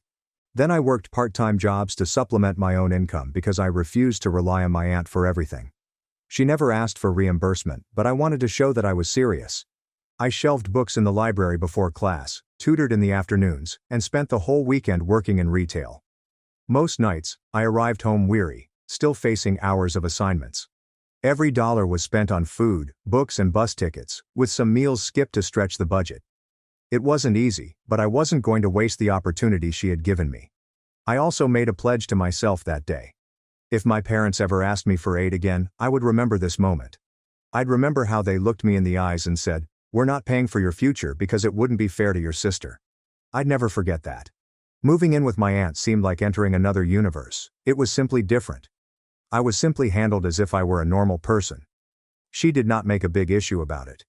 She did not baby me, but she did respect me. If I did anything well, she said, "Good job." If I made a mistake, she didn't get upset, she just helped me fix it. And mom supported my college decision from the start. She even accompanied me to orientation, asking concerns about housing and ensuring I had all I needed. In the meantime, my actual parents were dealing with the aftermath. They informed my grandparents that I moved in with my aunt since it was closer to college and more convenient. They made it appear as if it was a shared decision rather than their refusal to pay for my future. But I didn't bother confronting them publicly. I basically concentrated on school. I had space to reflect on myself. I worked hard. I studied. I was actually doing fine. Every minor accomplishment felt significant to me. Not for gloating, but because it was mine. Nobody could take it away. Nobody could say, "Don't do that. It'll upset your sister." It was all mine. And speaking of my sister, she was not doing well. My grandparents would give me brief updates from time to time. She had graduated from her school, but instead of seeking work in her industry, she decided she wanted to be her own boss, which entailed creating odd enterprises with no plans. It began with a little business, then moved on to an internet venture, and then to another project. Every one of them failed. And my folks always bailed her out. Whenever anybody recommended she obtain a regular job, she'd roll her eyes and remark, "Why should I waste time making coffee for strangers when I can be an entrepreneur?" And when her businesses failed, she always had an explanation. "The market just isn't ready for my idea. If mom and dad had given me more funding, it would have worked." It was a joke. She never contemplated taking a normal job. She considered that beneath her. She aspired to achieve success without putting in the effort. My parents, as always, allowed it to happen. She'd come up with a new company plan, and instead of urging her to be realistic, they would invest more money in it. Then it would crash, and they would look astonished. Rinse, repeat. By the time I graduated, I had more employment experience on my CV than my older sister, and when I got my first real job, it seemed like I'd finally passed that invisible border. I wasn't simply surviving anymore. I stood on my own 2 feet. After a few years, I had saved enough for a down payment on a house. Nothing unusual, but it was mine. I'll never forget the day I signed the paperwork. My aunt came with me and sobbed. Not big dramatic tears, just a proud, quiet moment. She said, "You did this all by yourself." Throughout that period, my parents pretended everything was fine. At family gatherings, they'd discuss how well both of their children were doing. They'd brag about my sister's business activities as if she were a mogul. They rarely mentioned me, except in vague terms like, "Oh yes, he's working now, he's fine." They never revealed I had lived with my aunt for years. They never admitted that they didn't support me through college. But here's the thing, I didn't care anymore. I had an aunt. I had grandparents, and it was enough. They showed up for me, the rest was only noise. I also reimbursed my aunt for every penny she spent on my education expenses. It took some time, but I made sure to complete it. She attempted to refuse at first, but I insisted. I told her it was vital to me not only financially, but also to prove to myself that I could stand on my own 2 feet. And as I was establishing my life, my parents were getting deeper into debt. My sister's failures piled up, and instead of facing reality, they took out a loan to keep throwing money at her. According to what I learned later, they even began borrowing from other relatives. They were so determined to keep the golden child dream alive that they had no idea they were sinking themselves. Moving home with my aunt marked a watershed moment in my life. It wasn't simple, but it was free. It was the first time I had the opportunity to craft my own story rather than being cast as the shadow. I'd been in my position for a few years when this happened. Things remained stable, I was paying my bills, I owned my home, and life seemed terrific. For once in my life, I wasn't concerned with what my parents thought. I was not second-guessing every decision I made. I was just living. And then, 2 months ago, I received a promotion that altered everything. This wasn't a small, "we'll give you an extra $1 an hour" deal. It was a proper promotion with a large raise. The kind of raise that makes you sit there staring at the HR email, thinking, "Wait, is this real? Did they actually mean to send this to me?" I'd also worked my ass hard for it. Late nights, extra tasks, going above and above when nobody asked, and it all paid off. The first people I wanted to inform were my aunt and grandparents. They had been my biggest supporters since the beginning, people who believed in me even while my own parents did not. So I called them up and shared the good news. My aunt cried on the phone, my grandmother said she always knew I'd do well, my grandfather said I deserved it and he was proud of me. That call meant more than just the promotion itself. To celebrate, I decided to treat them to supper, not just any meal, but somewhere posh. The dinner itself was incredible. We laughed, ate, and discussed all of our struggles to get there. My aunt continued telling me, "See, I told you it would all work out." She was the type of person who always believed in me, even when I didn't believe in myself. My grandparents were shining. They told me stories of when I was a kid, and how they always regarded me as the silent achiever, even though my parents never recognized it. I felt as if my efforts had come full circle, and that I was no longer just surviving, but thriving. At the end of the night, my aunt took some photos of us at the table. Nothing extravagant, just a few joyful photos. Later she shared them on Instagram. She wrote a lengthy caption about how proud she was, how she'd seen me fight and improve, and how now I could enjoy the benefits of my labor. I didn't think much of it at first. To me, it was simply a beautiful post from my aunt. But of course my sister follows her, which is how the whole problem began. She apparently freaked out when she saw images of us at the upscale restaurant. She sent me a message on Instagram. "Wow, must be nice flaunting money while your real family can't even keep the lights on." I stared at the message for a moment, attempting to comprehend its chutzpah. This was the first time she had communicated with me in years. Years. Not a, "Hey, congrats on the promotion." Not a, "How are you doing?" Not even a simple, "Hello." Just plain entitlement. She saw me doing well, yet her first thought was not to be happy for me. They demanded that I share it with them. I told the woman, "I worked for this. Nobody handed it to me." Her response was, "Spare me. You wouldn't even have a degree if Auntie hadn't rescued you. You think you're so special because you got lucky with a job." Then my parents joined in. They sent me a lengthy note about how they had made several sacrifices for me as I grew up, and how it was now my responsibility to support them as a son. They replied, "We took care of you. Now it's your turn to take care of us." I laughed. The more I thought about it, the angrier I became. Not because they asked, but because they had the audacity to demand it like I owed them. My sister doubled down. She sent me another message, accusing me of being selfish and forsaking my family. She said I owed her because all of her failed businesses were for the family, and I should be supporting her ambitions now that I had a consistent paycheck. She also stated, "If you really cared about family, you'd invest in me. We'd all gain if I blew up." I believed that was the end of it, but I subsequently saw her on the street. Of course, she couldn't simply stroll past. She needed to start something. She crossed her arms and sneered. "Okay, Mr. Big Promotion, it must feel fantastic to think you're superior than the rest of us." I held my voice steady. "I don't think I've improved. I just worked harder. There is a distinction. Please. If I had half of your chances, I'd already be running my own kingdom," she shot back. "Chances?" I raised an eyebrow. "You took advantage of every opportunity that presented itself. Do not blame me for your sloth. Laziness." She scoffed, her tone dripping with sarcasm. "I am an entrepreneur. I don't squander my life working at a desk." I smirked. "Entrepreneurs actually create something. You simply deplete wallets and call it vision. There is a distinction." She lifted her chin, attempting to project confidence. "You will regret shutting us off. When my next concept takes off, you'll be the one wishing to be in my shadow." I moved closer. "Number. The only thing I regret is giving you so much of my time. Enjoy your fantasy, but don't expect me to fund it ever." I turned and began walking away. "Behind me," she snapped, her voice rising. She yelled, "You'll regret this. You think you're better than me now, but you're nothing without us." "Nothing?" I didn't look back and continued going, leaving her shrieking at nothing. The arrogance made me stunned. This was the same sister who received everything on a silver platter while I was told to settle for scraps. And now she wanted me to fund her lifestyle as well. I later screenshotted everything and sent it to my aunt and grandparents. My aunt called me within minutes. Absolutely furious. I've never heard her this angry. She told me that while I knew they were selfish, this was a whole other level.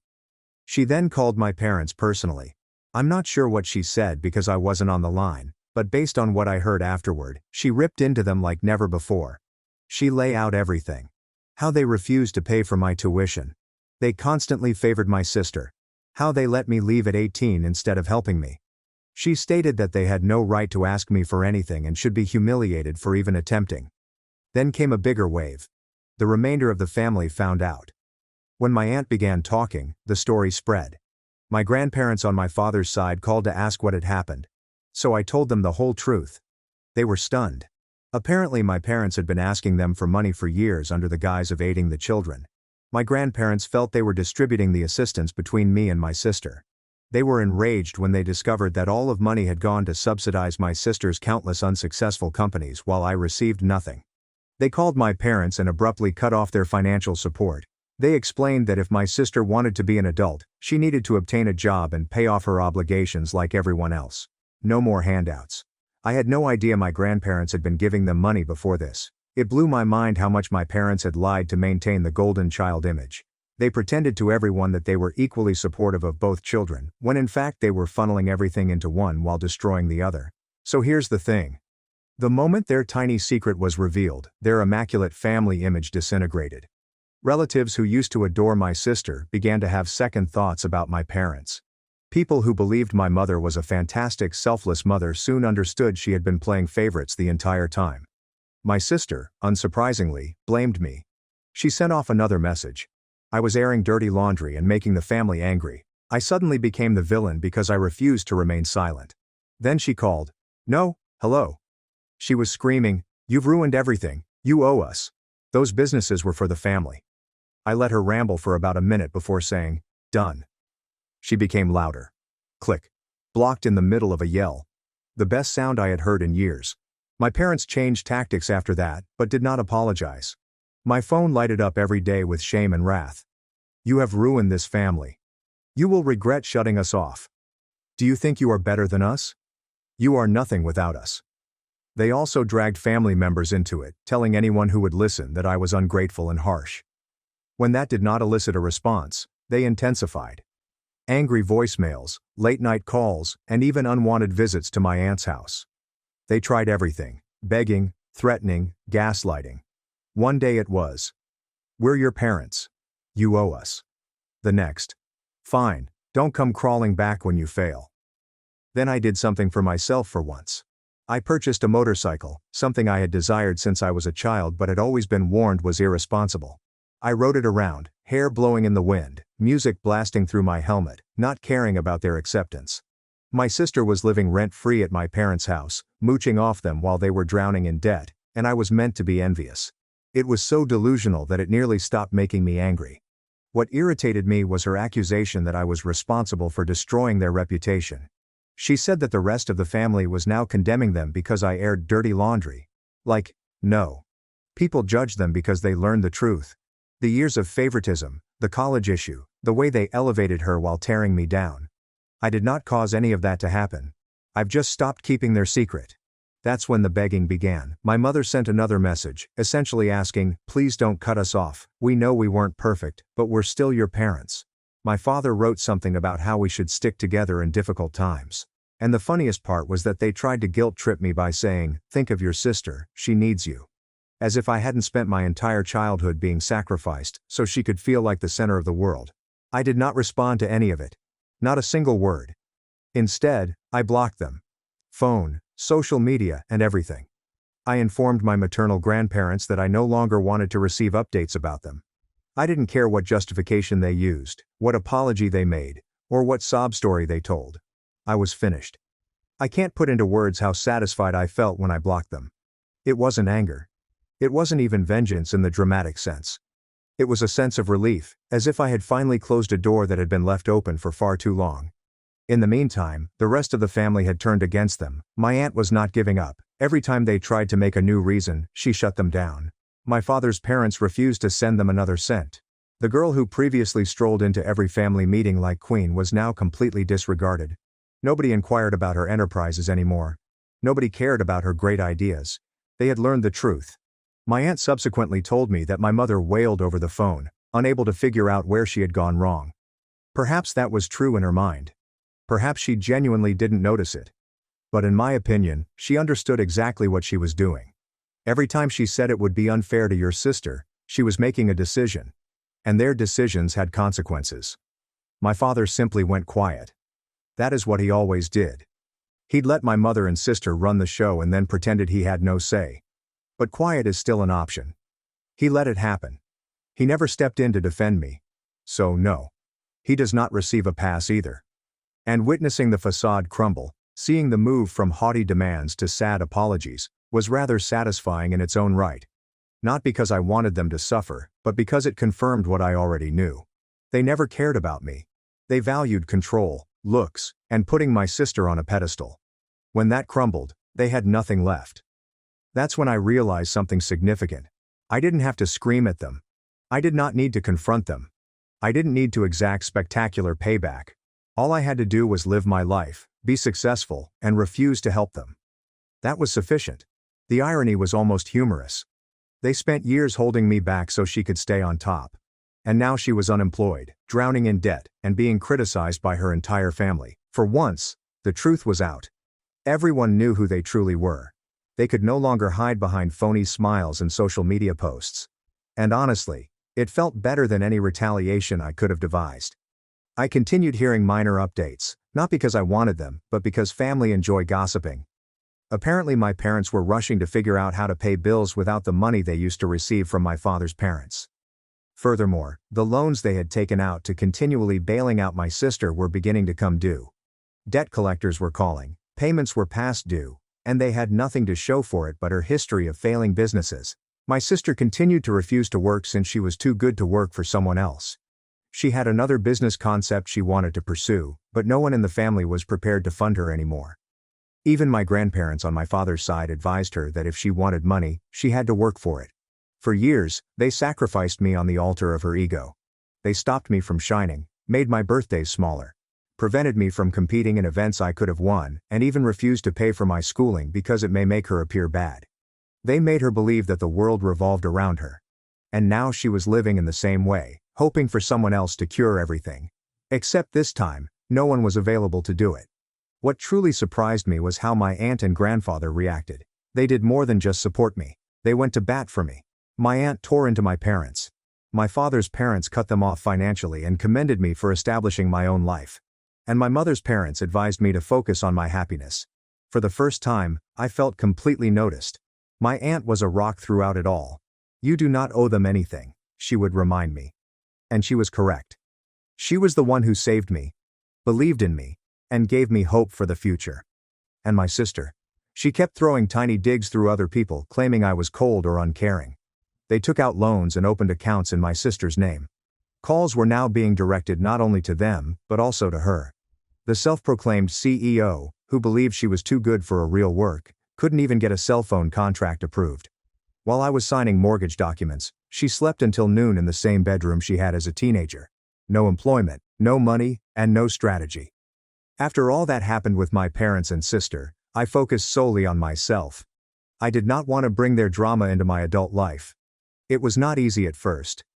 Cutting off your own family, even if they treated you poorly, creates this strange, empty gap. But eventually, I began to fill that place with people who genuinely cared. In the end, I didn't want vengeance.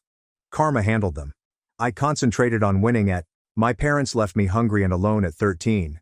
When my uncle died, they demanded millions, but the lawyer's secret clause left them with nothing. My parents abandoned me when I was a child, and the only person who stood up was my uncle. Years later, I'd established my own life and business, and I thought I was done with them. It turns out they had different intentions. Let's just say that things got messy.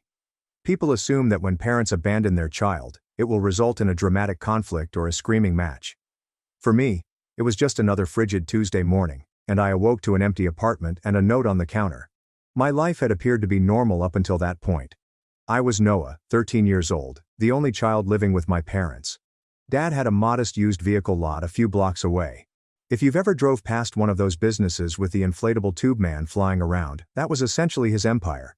He pretended to be a business tycoon, yet half of his time was spent gambling in casinos rather than selling vehicles.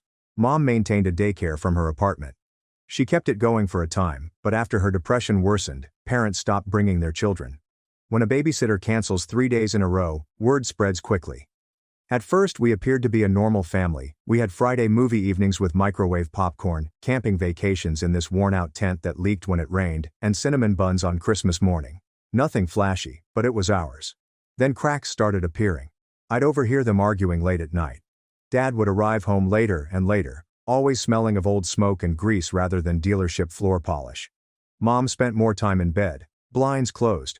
When I asked about groceries, she told me to make do with cereal or whatever crumbs we had.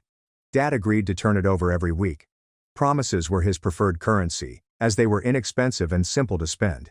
I tried to stay consistent, kept my grades up, cleaned the place without being asked, and didn't complain about wearing the same shoes till the soles were nearly worn through. I assumed if I was perfect enough, they'd notice and pull it together. But kids don't fix grown-ups, as I discovered the hard way. I woke up late on the day everything fell apart. Nobody shook me for school. The apartment was really quiet. Too quiet. Their bedroom door was wide open, which was unusual because Mom always shut it on bad days. I looked inside, and half the closet was empty. Drawers were emptied out, leaving socks and other miscellaneous items behind. On the kitchen counter there was a note written by Mom. "Noah, we can't do this anymore. Your Uncle Graham will take care of you. We apologize." 16 words. That was it. I dialed Mom's cell phone and it went straight to voicemail. I tried Dad's number. Already disconnected. I scoured the premises for contact information, an address book or whatever. Nothing. It's just me, the note, and stillness. That night, I stayed up on the couch, staring at the phone, as if it owed me a response. On day 2, the landlord turned up, hammering on the door about rent. I explained that my parents were gone, but he glanced at me as if he knew better. Muttered something about contacting social services. That's when terror struck. On day 3, I gave up and called my school counselor. She did not waste time. The next thing I know, Child Protective Services came knocking. Mr. Barrett, the social worker, spoke in a calm way, as if he was trying to keep me from breaking. He called, shuffled documents, and claimed they had found my father's brother, Uncle Graham. Uncle Graham had become somewhat of a ghost name in my family. I'd seen him maybe twice. My parents always referred to him as chilly, stuck up, and too obsessed with his luxury house design business. He resided in another state, never married, and had no children. But, guess what? He was the only individual who answered the phone when CPS contacted. When Graham strolled in the next morning, it was as if a whole new planet had entered our bleak apartment. Black vehicle in front, smart suit, silver cufflinks, and slicked back hair. He looked more at home in a boardroom than in my kitchen. He inspected the area, groaned and said, "Pack what you can carry. The rest can be shipped later." No hugs or sugarcoating, just down to business. And that's how my childhood ended. Quiet, untidy, and accompanied by a stranger who turned out to be the only adult in attendance. Graham did not waste time. While the CPS representative was filling out papers, he stood in the midst of our cramped living room, as if he were conducting an inventory check. He didn't seem sad. He did not appear shocked. He just seemed efficient. "One suitcase," he reminded me, "not 2. We're not hauling junk." I recall gazing at my belongings, the pictures on my wall, my video games, and felt a mixture of panic and rage.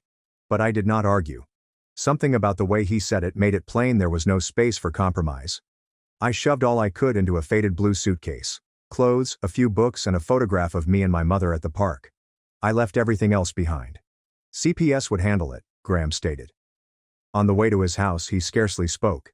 Every now and then he would look in the rearview mirror and inquire if I was hungry or needed to use the restroom. I wasn't sure what I was expecting. Perhaps they are comforting words. Instead, it felt as if I had been drafted into a military program. Orders only. No small talk. When we arrived at his place 3 hours later, I knew house wasn't the correct term. It was a full-blown Victorian home, the kind you'd see in a historical magazine. Tall iron fence, groomed grounds, and stone statues I couldn't identify. I stepped out of the car, still wearing the same hoodie I'd been wearing for days, and felt as if I had arrived on another planet. Graham went in after me, gave the place a quick inspection and said, "Don't touch the curtains with dirty hands. Breakfast is at 7 a.m., that's all." He then left me standing there. That night, I did not cry. I was too wired. Everything felt fleeting, as if I messed up, he'd contact CPS and send me somewhere else. I stayed awake, staring at the carved ceiling, promising myself that I'd follow his instructions until I found out an escape route in case I needed one. The rules came quickly. Shoes off in the house, homework done at a desk rather than on the couch, and 1 hour of piano practice every day. It didn't matter that I had no talent. I broke practically every one within the first month, not on purpose half of the time, but simply because I wasn't used to structure. When I walked into the kitchen at 8, the stove was cold, and he was reading the paper. "Kitchen closes at 7:30, he'd remark, not looking up. No yelling or guilt trips, just penalties. That was the thing about Graham. He did not operate on emotions. He acted more like a boss than an uncle. If my schoolwork wasn't completed, my weekend plans were cancelled. If I did not follow through, I would lose my privileges. He never threatened to get rid of me, however. That was the difference. Every punishment has an endpoint. And once it was finished, life returned to normal. The first break in his steel wall appeared around 2 weeks in. I was in my room, staring at an old photo of my parents' wedding day. I didn't hear him enter. He noticed me trying to wipe my tears discreetly. Instead of making a speech, he simply offered me a handkerchief, perched on the edge of the bed, and remained there until I gathered myself together. There is no advice or pity. Only presence. Strangely, that was superior to any "I'm sorry" statement. Graham's life revolved around systems. Whitaker Home Collections wasn't just a furniture store. He'd established an entire chain of luxury decor businesses spanning 3 states. He approached everything like business, including me. On weekends, he would drag me to meetings. "Watch how they talk," he'd say quietly. "See who speaks first, who gives in, and who maintains eye contact." I was 14 years old and taught negotiation skills before I could even complete algebra, but don't get me wrong, he was strict as hell. I was grounded for not polished my shoes before school. He once made me redo an essay 3 times because I wrote "cool" instead of "effective." And if I rolled my eyes, he'd raise an eyebrow and remark, "Be careful, Noah, the world will not bend just because you're irritated." But there was something solid beneath the sarcasm. Unlike my parents, he did not disappear when things became difficult. That first year, I challenged him 100 times, skipping piano, sneaking TV on weeknights, and hoping he wouldn't cast me away like my parents had. He never did. He punished me, but he stayed. And I gradually realized that this was not a one-time occurrence. Looking back, the first year with Graham laid the groundwork for everything that happened after. Address at the time, all I knew was that I'd gone from being abandoned as a child in a run-down apartment to living in a mansion with a snarky, rule-obsessed uncle who somehow convinced me that I wasn't disposable. Even though I wouldn't accept it at the time, a part of me began to wonder if this wasn't such a bad deal. Graham was not the type to let you go. He checked my public school grades and basically stated, "This won't cut it." Before I knew it, I was enrolled at Westfield Academy. The school was tough. The classes were more challenging than anything I'd ever seen. Kids were talking about summer vacations to Europe while I was still learning out which fork to use at supper thanks to Graham's incessant table etiquette drills. I felt like I was drowning throughout my first semester. I'd spend hours at my desk eating through textbooks and still barely get by. Graham's reply was not sympathetic. One night I came to dinner virtually in tears because of geometry proofs. He laid down his fork, gave me that look like I was wasting oxygen, and continued. "Your circumstances changed for no reason of your own, but your response is entirely up to you. Use the chance or waste it. I don't invest in lost causes." This irritated me, but it also hit home. He was not going to give me sympathy points. If I wanted to fit in at that school, I had to work hard, which I did. I used the allowance he granted me to hire a peer tutor. I created study groups. By junior year, I had clawed my way into the honor roll. Graham noticed. He didn't say, "Good job," or clap me on the back. He simply put a new leather briefcase on my bed one morning saying, "You'll need this." That was his version of pride. At home, punishment was not optional. I used to believe he was merely controlling, but then I learned it was for training. He wanted me to be bright, organized, and ready to work at his level. It irritated me at first, but I eventually realized that those behaviors offered me an advantage. Teachers at school would comment on how well prepared I was. Classmates wondered how I always had notes ready. Graham refused to accept mediocrity. The true conflict arose during college applications. I planned to attend State University. A group of my Westfield friends were going there, and honestly, all I wanted was something familiar. Graham was not having it. He strolled into my room one night, dropped a stack of Ivy League and top-tier school brochures and said, "Apply to these." I lost it. "Why should you worry where I go? State is a fantastic school. It's my life, not your project." He remained composed, of course. "Your friends are thinking about social lives. I'm thinking about your future. You have potential. Don't waste it hiding in your comfort zone." That continued to alarm me. "I never asked to be your project. Maybe I just want to be normal for once." His response was chilly and sharp. "And I never asked to be your guardian. Yet here we are. I'm giving you opportunities your parents never had. You're welcome." That gave me a headache. Not because he was incorrect, but because it was the first time he acknowledged the obvious. Neither of us had requested this arrangement, but we were stuck with it, and in his own way, he was attempting to provide me with an opportunity that my parents would never have given me. Later that night he finally opened up, which he nearly never did. He informed me that my father was a talented mathematician who was unable to attend college due to financial constraints. That he worked at a gas station while Graham received the scholarship. He resented me for many years. Graham remarked, "Your mother was also smart. But her prospects dried up. I will not let that happen to you." Hearing that altered everything. It did not warm him up, but it did explain why he pushed so hard. For him, this was about more than simply me. It was about breaking the cycle. I ended up applying to 7 schools just to prove that I was not intimidated. I had 5 options and chose Northwestern, a good blend of prominence and distance. When the acceptance letter arrived, Graham did not smile or cheer. He merely handed me a pen and said, "Sign it. Tuition's covered." There's no drama or sentiment, just action. I couldn't deny it, no matter how much I wanted to protest. His approach was working. By the time I prepared for college, I had changed from the kid who strolled into his mansion with only one suitcase. I was brighter, more confident, and perhaps more like him than I cared to acknowledge. College was the first time I felt like I had room to breathe. Northwestern wasn't easy, but compared to Graham's house, it was manageable. I knew how to get up early, manage my time effectively, and work harder than anyone else. While some kids were missing lessons because they partied too late, I arrived with a briefcase in hand, already 5 steps ahead. I joined clubs, challenged myself with group projects, and discovered that I had a talent for design and marketing strategy. Graham's observe everything lessons paid off.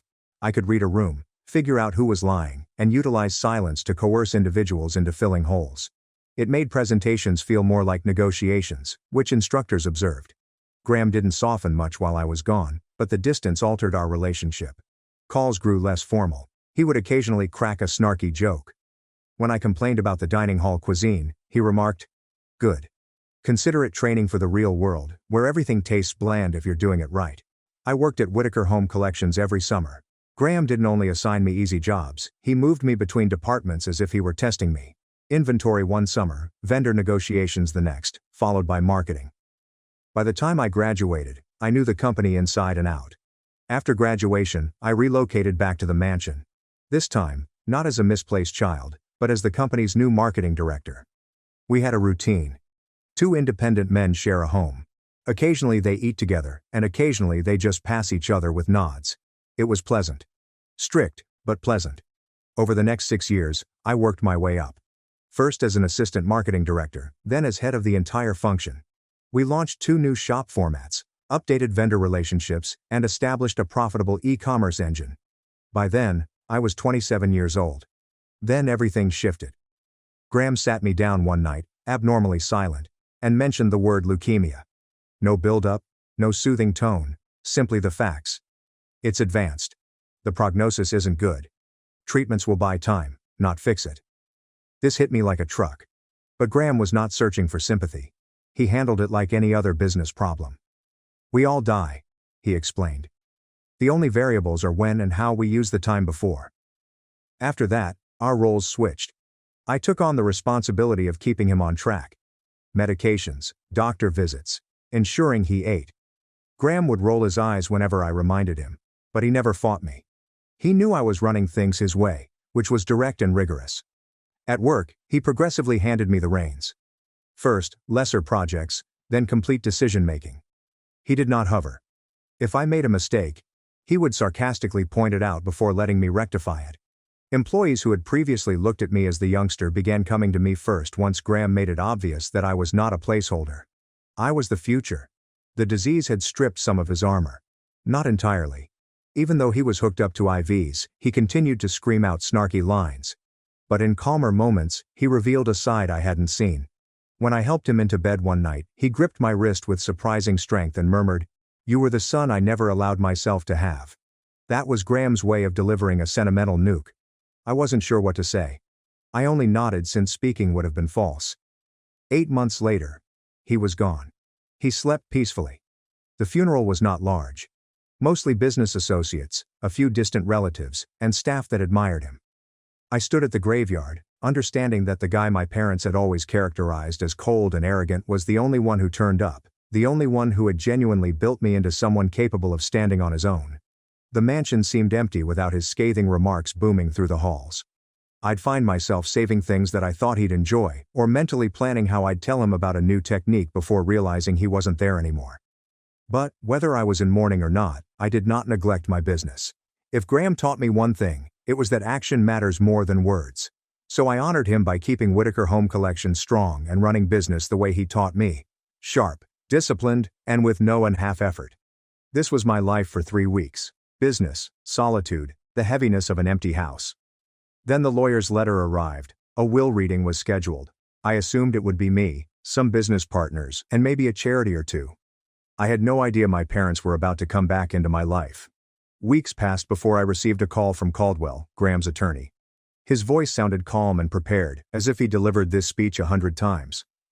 "Noah, it's time we read Graham's will. I'll need you downtown next Friday." I responded, "Sure," before hanging up. I didn't think much about it until Friday came. I strolled into the marble lobby and spotted 2 folks I hadn't seen in 15 years. They were not invited. They interrupted Graham's obituary reading. They made enough noise in the foyer that Caldwell allowed them to seat so he could record their lack of standing. My parents. They walked in as if they belonged there. My mother donned a blazer that screamed outlet store business chic, with pearls swinging like she was auditioning for rich grandmother. My father wore a too-tight navy suit, his jaw clenched as if he were about to close a deal. Their gaze fixed on me and froze. "Noah," my mother gasped. "Look at you, honey." Dad gave a curt nod. "You've grown." "Yeah, tends to happen when you feed a kid instead of tossing him outside with a trash bag," I replied. The secretary blinked awkwardly and took us to Caldwell's conference room. A long table, legal documents neatly piled, and Caldwell at the head in his clean suit, adjusting his spectacles as if preparing to defuse a bomb. He cleared his throat. "Thank you for coming. We're here to read Graham Whitaker's last will and testament." My mother raised her hand, as if she were in school. "Before you start, we're Noah's parents. Graham may have stepped in, but obviously family has rights." I smirked. "Yeah, you remember that 15 years ago? Or just today?" Caldwell disregarded the jab and opened the folder. He read steadily, without fluff. Graham Whitaker leaves the following to his legal ward. Noah Grant. Primary residence, valued at $1.8 million. Cash savings of $2 million. And 70% ownership of Whitaker Home Collections, valued at approximately $45 million. The words hung in the air, like smoke. I reclined back with arms folded. My parents sat transfixed, blinking as if their minds had short-circuited. Finally my mother said, That's everything." Caldwell nodded. "Correct. Graham's instructions are clear. The estate passes entirely to Noah." My father sprang forward in his chair. "This is outrageous. Graham manipulated him. We should at least, be co-managers. Noah is young, he needs guidance." I laughed. "Guidance? You guys couldn't guide me to a bus stop." Caldwell raised his hands. "I understand emotions are high, but Mr. Whitaker's wishes are explicit. If you'd like to contest, you may. I'll warn you, this document is airtight." Mom leaned in, false tears beginning to shimmer. "We're not contesting. We just want to help. Noah, honey, you know paperwork like this is confusing. You shouldn't have to handle all this pressure alone. Let us manage it for you, just until you're settled." I stared at her. "You kicked me out at 13. I think I'll manage a house deed without your supervision." Dad tightened his teeth and whispered, "Ungrateful." Caldwell, obviously bored of the hoopla, stacked the papers. "We'll reconvene later this week to finalize signatures. For today, let's adjourn." And just like that, the meeting ended.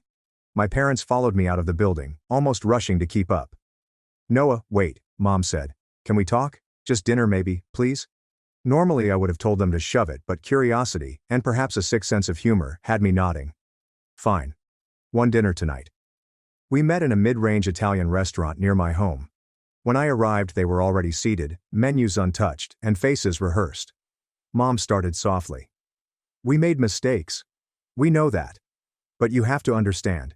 Your father had problems back then. Gambling issues. It ruined our finances. And me? Well, I was dealing with depression. We weren't ourselves. I mixed my drink with the straw." "You don't say. I thought kicking your kid out was just a new parenting trend." They giggled uneasily, then exchanged glances. And just like that, the sympathy act failed. Dad leaned in. "We need help, Noah. Things haven't been easy. We're in debt." Your mom's medical bills alone. Mom cut him off, voice low and urgent. If you could spare 100,000, just to get us stable again. I laughed so loudly that the waiter glanced over. 100 grand? That's your opener? Not even a warm-up, just straight to 6 figures. Dad's cheeks turned red. You have millions now. Don't act like this is difficult. I reclined back, arms wide, and enjoyed the performance. Correction, I have millions. You have pasta you haven't ordered yet. Mom's voice became sharper. We're your parents. We deserve consideration. I shrugged. You deserved consideration 15 years ago. You didn't want it then. Silence extended. The waiter eventually arrived to take orders. Awkward as hell.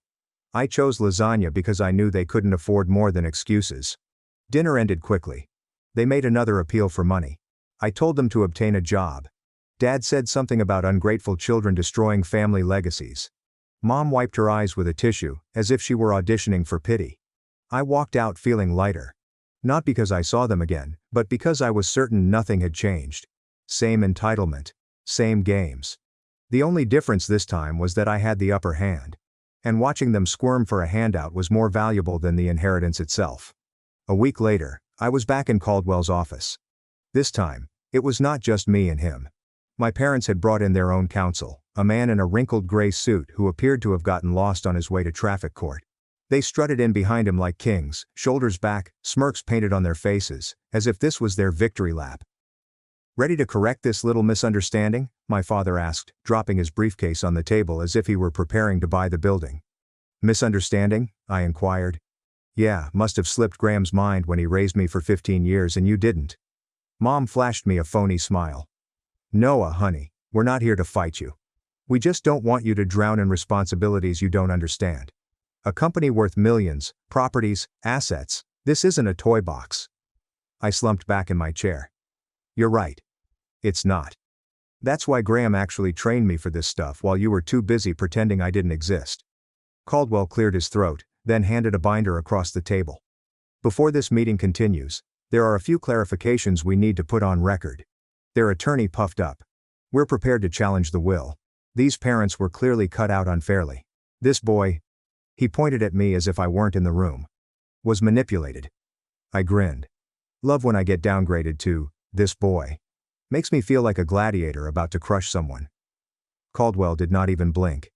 He opened the binder and began spreading everything out page by page. First, Noah was not just Graham's ward. At 16, Graham legally adopted him.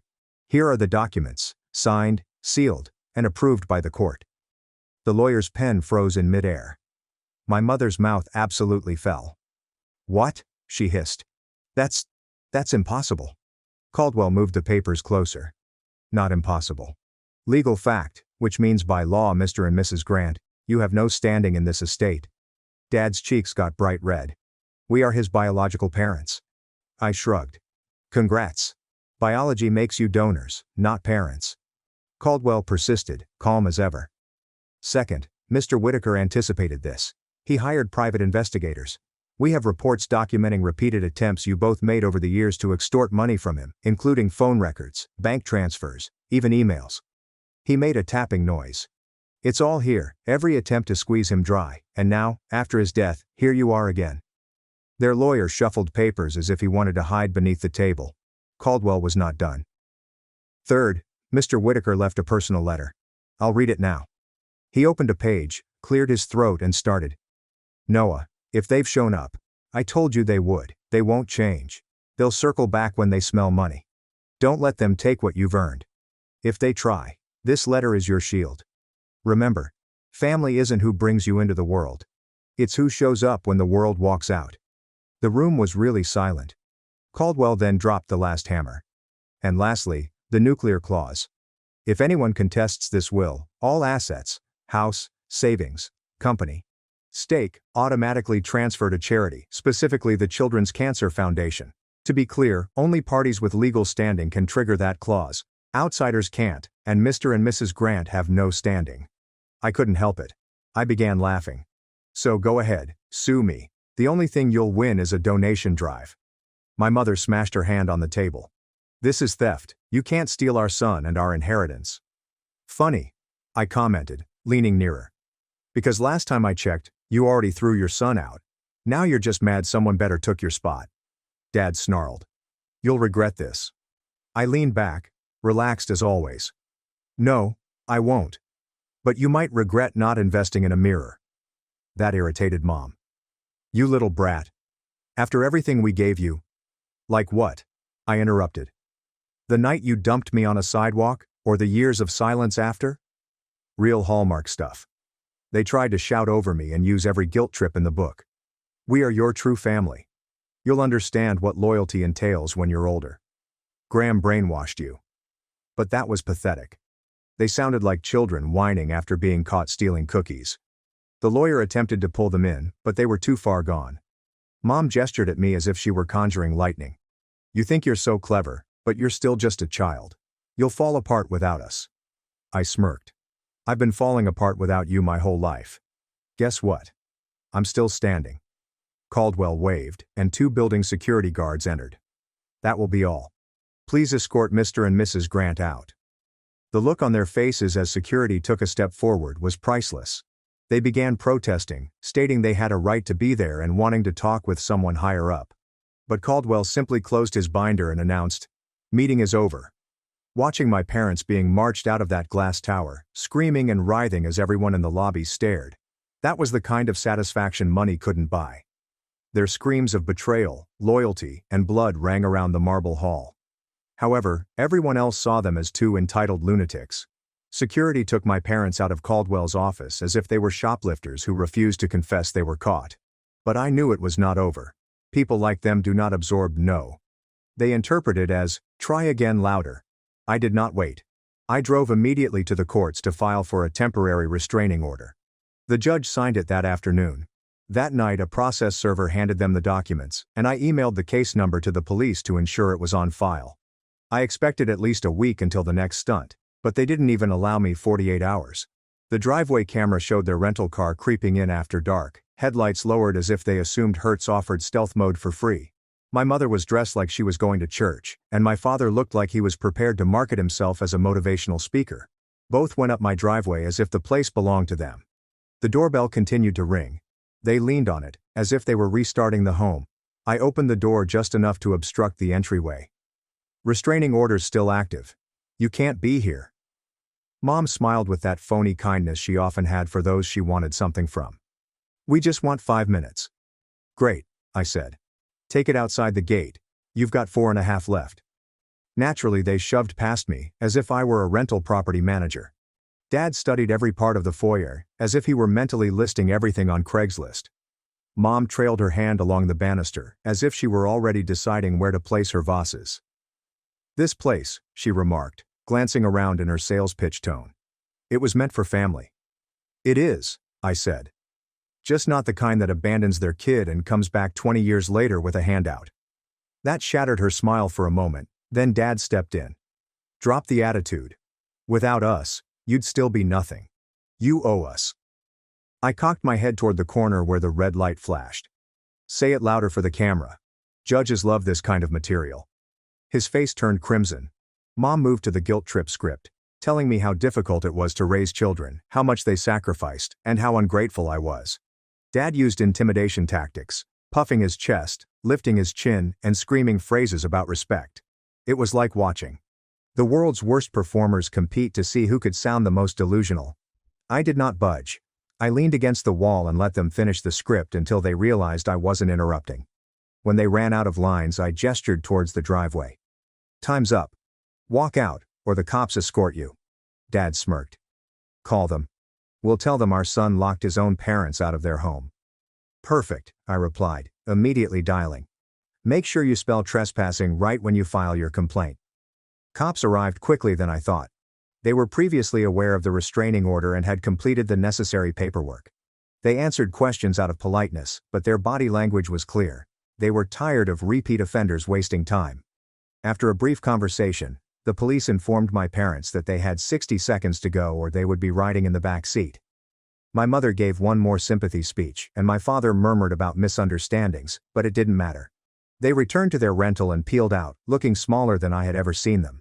For the first time, I recognized they were neither powerful nor frightening. They were simply noisy. The house felt different after they left. Not in a hefty way, but in the sense that no one was circling to take it. It was mine. Graham's legacy. And I wasn't going to let two freeloaders with my DNA rip it apart. I did not squander time. The next morning, I met with the operations and finance leaders. We tore into the firm as Graham would have desired. There's no fluff or dead weight to drag. We removed non-selling products, repaired the shipping system that was costing us money, and redesigned the web store so it didn't appear like it was constructed on dial-up. Within 2 months, internet sales had doubled. The physical stores eventually moved inventory when we stopped allowing boxes to rot in the back. By the end of the quarter, we had approved 2 new growth sites, the ones Graham had circled in his notes years prior. But this time, it wasn't a gamble. It was regulated, clean, and profitable. Employees noticed. They initially regarded me as if I had been fortunate enough to inherit a business from my uncle. But when problems were fixed before they snowballed, paychecks were delivered on time, and I was present rather than hiding in some corner office, they began bringing me serious issues before they became fires. That is how you gain trust. Not with speeches, but with representatives. At home, I kept going through Graham's notes. There was one box I hadn't opened until recently, a wooden chest that he kept shut. Inside were ledgers, correspondence, and a stack of envelopes labeled with the year. His method of leaving me breadcrumbs. The most recent one stated, "When you are ready." Inside is a single sheet of paper. Trust yourself. Do not wait for permission. Build it better than I did. Short, crisp, and straight to the point. Exactly like him. I still had the cameras rolling. Maybe my parents will try again. Perhaps they won't. Entitlement does not die. It simply hides until it believes you're exhausted. But I was not exhausted. Every time I drove by the lot where our new store was being built, every time a balance sheet showed black instead of red, and every time I closed up the house knowing it was safe, it seemed like another nail in their coffin of control. They got their shot when I was a kid. They threw it aside. Graham scooped it up and transformed it into something. And now it was up to me to help it thrive rather than just survive. That is what kept me moving forward. The last time I saw my parents was on a blurry video from outside the fence. They drove slowly, windows down, staring like visitors who couldn't buy the ticket inside. They did not stop. They did not ring. They just peered, undoubtedly aware that the only way they'd ever see the interior was through the security camera. I didn't wave. I did not even step outdoors. I simply let the camera film them drive away, smaller and smaller, until they vanished. Graham shared with me once. Some people grow when they lose power. Others shrink. Your parents, they'll shrink. You better grow. I didn't understand it then. Now I do. And while I stood in the office looking at our quarterly stats on the screen, hearing staff joke in the hallway, and watching construction crews break ground on new stores, I realized I was maturing.